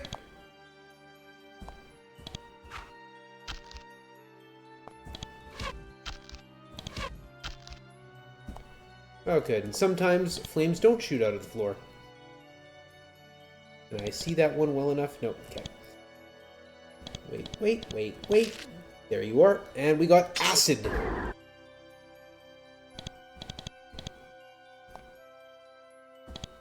Huh. It gets better. Actually, no. This is about as bad as it gets. If you were the Empire, you wouldn't provide an exit. Well, the Empire actually wasn't content to just throw the people down here into exile. The Empire wanted to keep an eye on them. In order to do that, they needed a way back in here. Because, I mean, they threw some of the most powerful wizards in existence down into exile.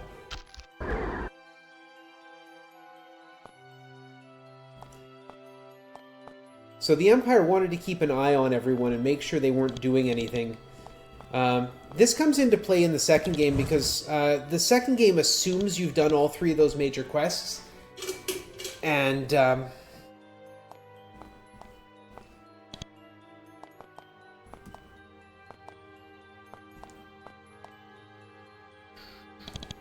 visible targets, good. And so the premise of the second game is the Empire realizes that, oh crud,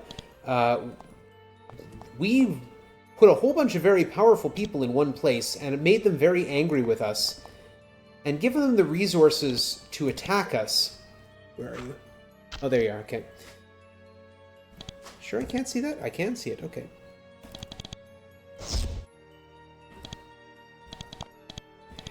And with that in mind, they come down seeking revenge for the Emperor, because major quest number 3 is assassinate the Emperor.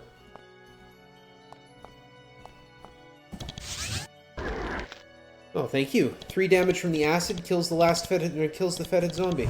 That's nice. Yeah, you see, I very much appreciate when I get fetid zombies and not golems. Much easier to deal with.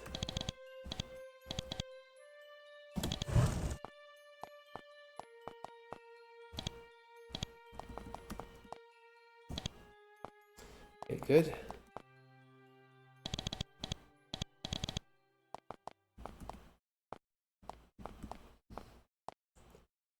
I'm tempted to assume that there are no zombies left, but that assumption can get me killed. So have Biggs and Wedge light the place up first. Do a quick exploratory duck in here. Good. All right. Now the last bit is right here. We're going to heal and then save, and we're going to walk in here. We're going to leave that wheel alone until we get a chance to do a walk around, turn the wheel, drop into combat mode. Step out to there, wait.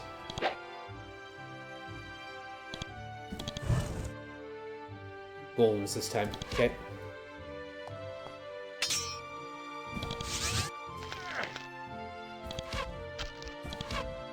So golems have a little more hit points, a little bit buffer. Ow! Do a little more damage. Or take a little more punishment, but that's it. The last wheel has been turned. Now the only thing left to do is get through the maze one last time.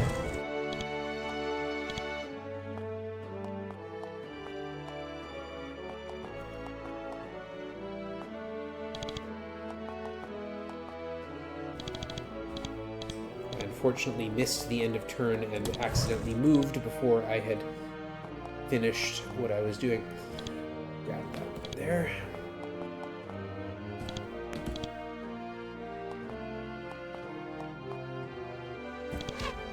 We can see that one because Jay is standing next to it. But we are coming close to the last... at the end of the run here. All we got to do is get through this last patch of golems, and we will be done. We will be touching grass.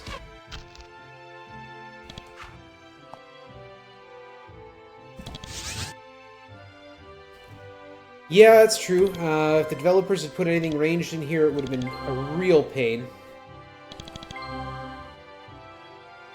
Anything throwing spells at me would be really obnoxious. There we go. No missiles ready. Ooh. Andrew's out of missiles.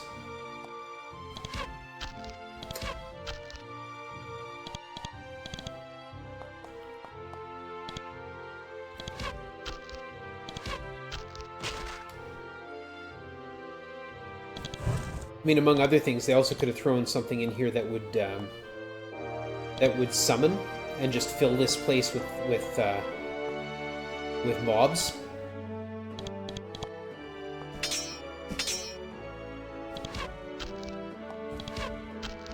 And that would just be obnoxious in the extreme.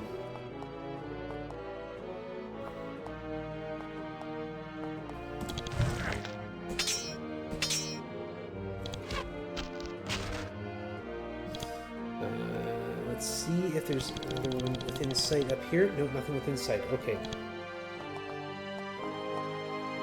I don't know that we're done yet, so we're gonna be sure.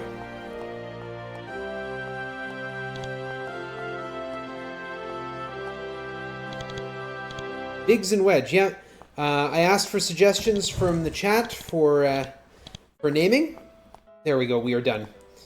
We're almost at the end here. I asked for suggestions from chat for naming, and I got the suggestions of QFG7, and then someone else said Biggs and Wedge, and so I said, yeah, that makes sense. Okay, so, yeah, this is... The mist clears, you can see again. In a small building, looks like an outpost built into the side of the cliff. Everything is dusty. Nobody has been here for quite a while. What really gets your attention is what you see through the windows to the north. Grass. And this is time! You step outside and feel the sunshine on your face. You savor the wind and the smell of grass and flowers. You find a stream and fresh water, which isn't choked with minerals and algae. It will be a hard life up here. The Empire will try to hunt you down. You'll have to make a completely new start. But for now, none of that matters. You have the light and the plants and fresh hope. Most of all, you have hope. Somehow you are sure you'll be able to make a new life for yourself. A new, dangerous, exciting life. It will do. You have completed the second of the 3 great quests of Avernum. Congratulations. You've managed to escape your prison. At last you can wander freely on the surface. However, many others are not so lucky. There are still many adventurers in the underworld, and many foes of Avernum will need to be fought. Will you be satisfied with this victory, or will you continue the struggle? Thank you for the GGs. My pleasure for the custom music. I am happy to provide it. I have one more game in this marathon. I don't know if you'd technically call it tomorrow. In about 24 hours. 26 hours, give or take. It's, I guess, technically tomorrow, but whatever the case. Thank you for the privilege of running this. This is the first time I have run this in a marathon. I'm super thrilled. Hopefully this has inspired some of you to take this one up. The original game was called Exile, Escape from the Pit. Then this Avernum was the 2000 remake, and it has been remade in 2015 or so as Avernum, Escape from the Pit. All 3 are available on GOG, and I believe the newest version of Avernum, Escape from the Pit is available on Steam. There are 3 games in the Exile series, 6 in the Avernum series, and then the first 3 have been remade, and the 4th one has just been kickstarted. So, anyway, they're available from Spiderweb Software. I highly encourage you to support indie developers, especially indie developers who put this much work into their games. So yeah, thanks again for having me. We'll see y'all tomorrow, and catch you then.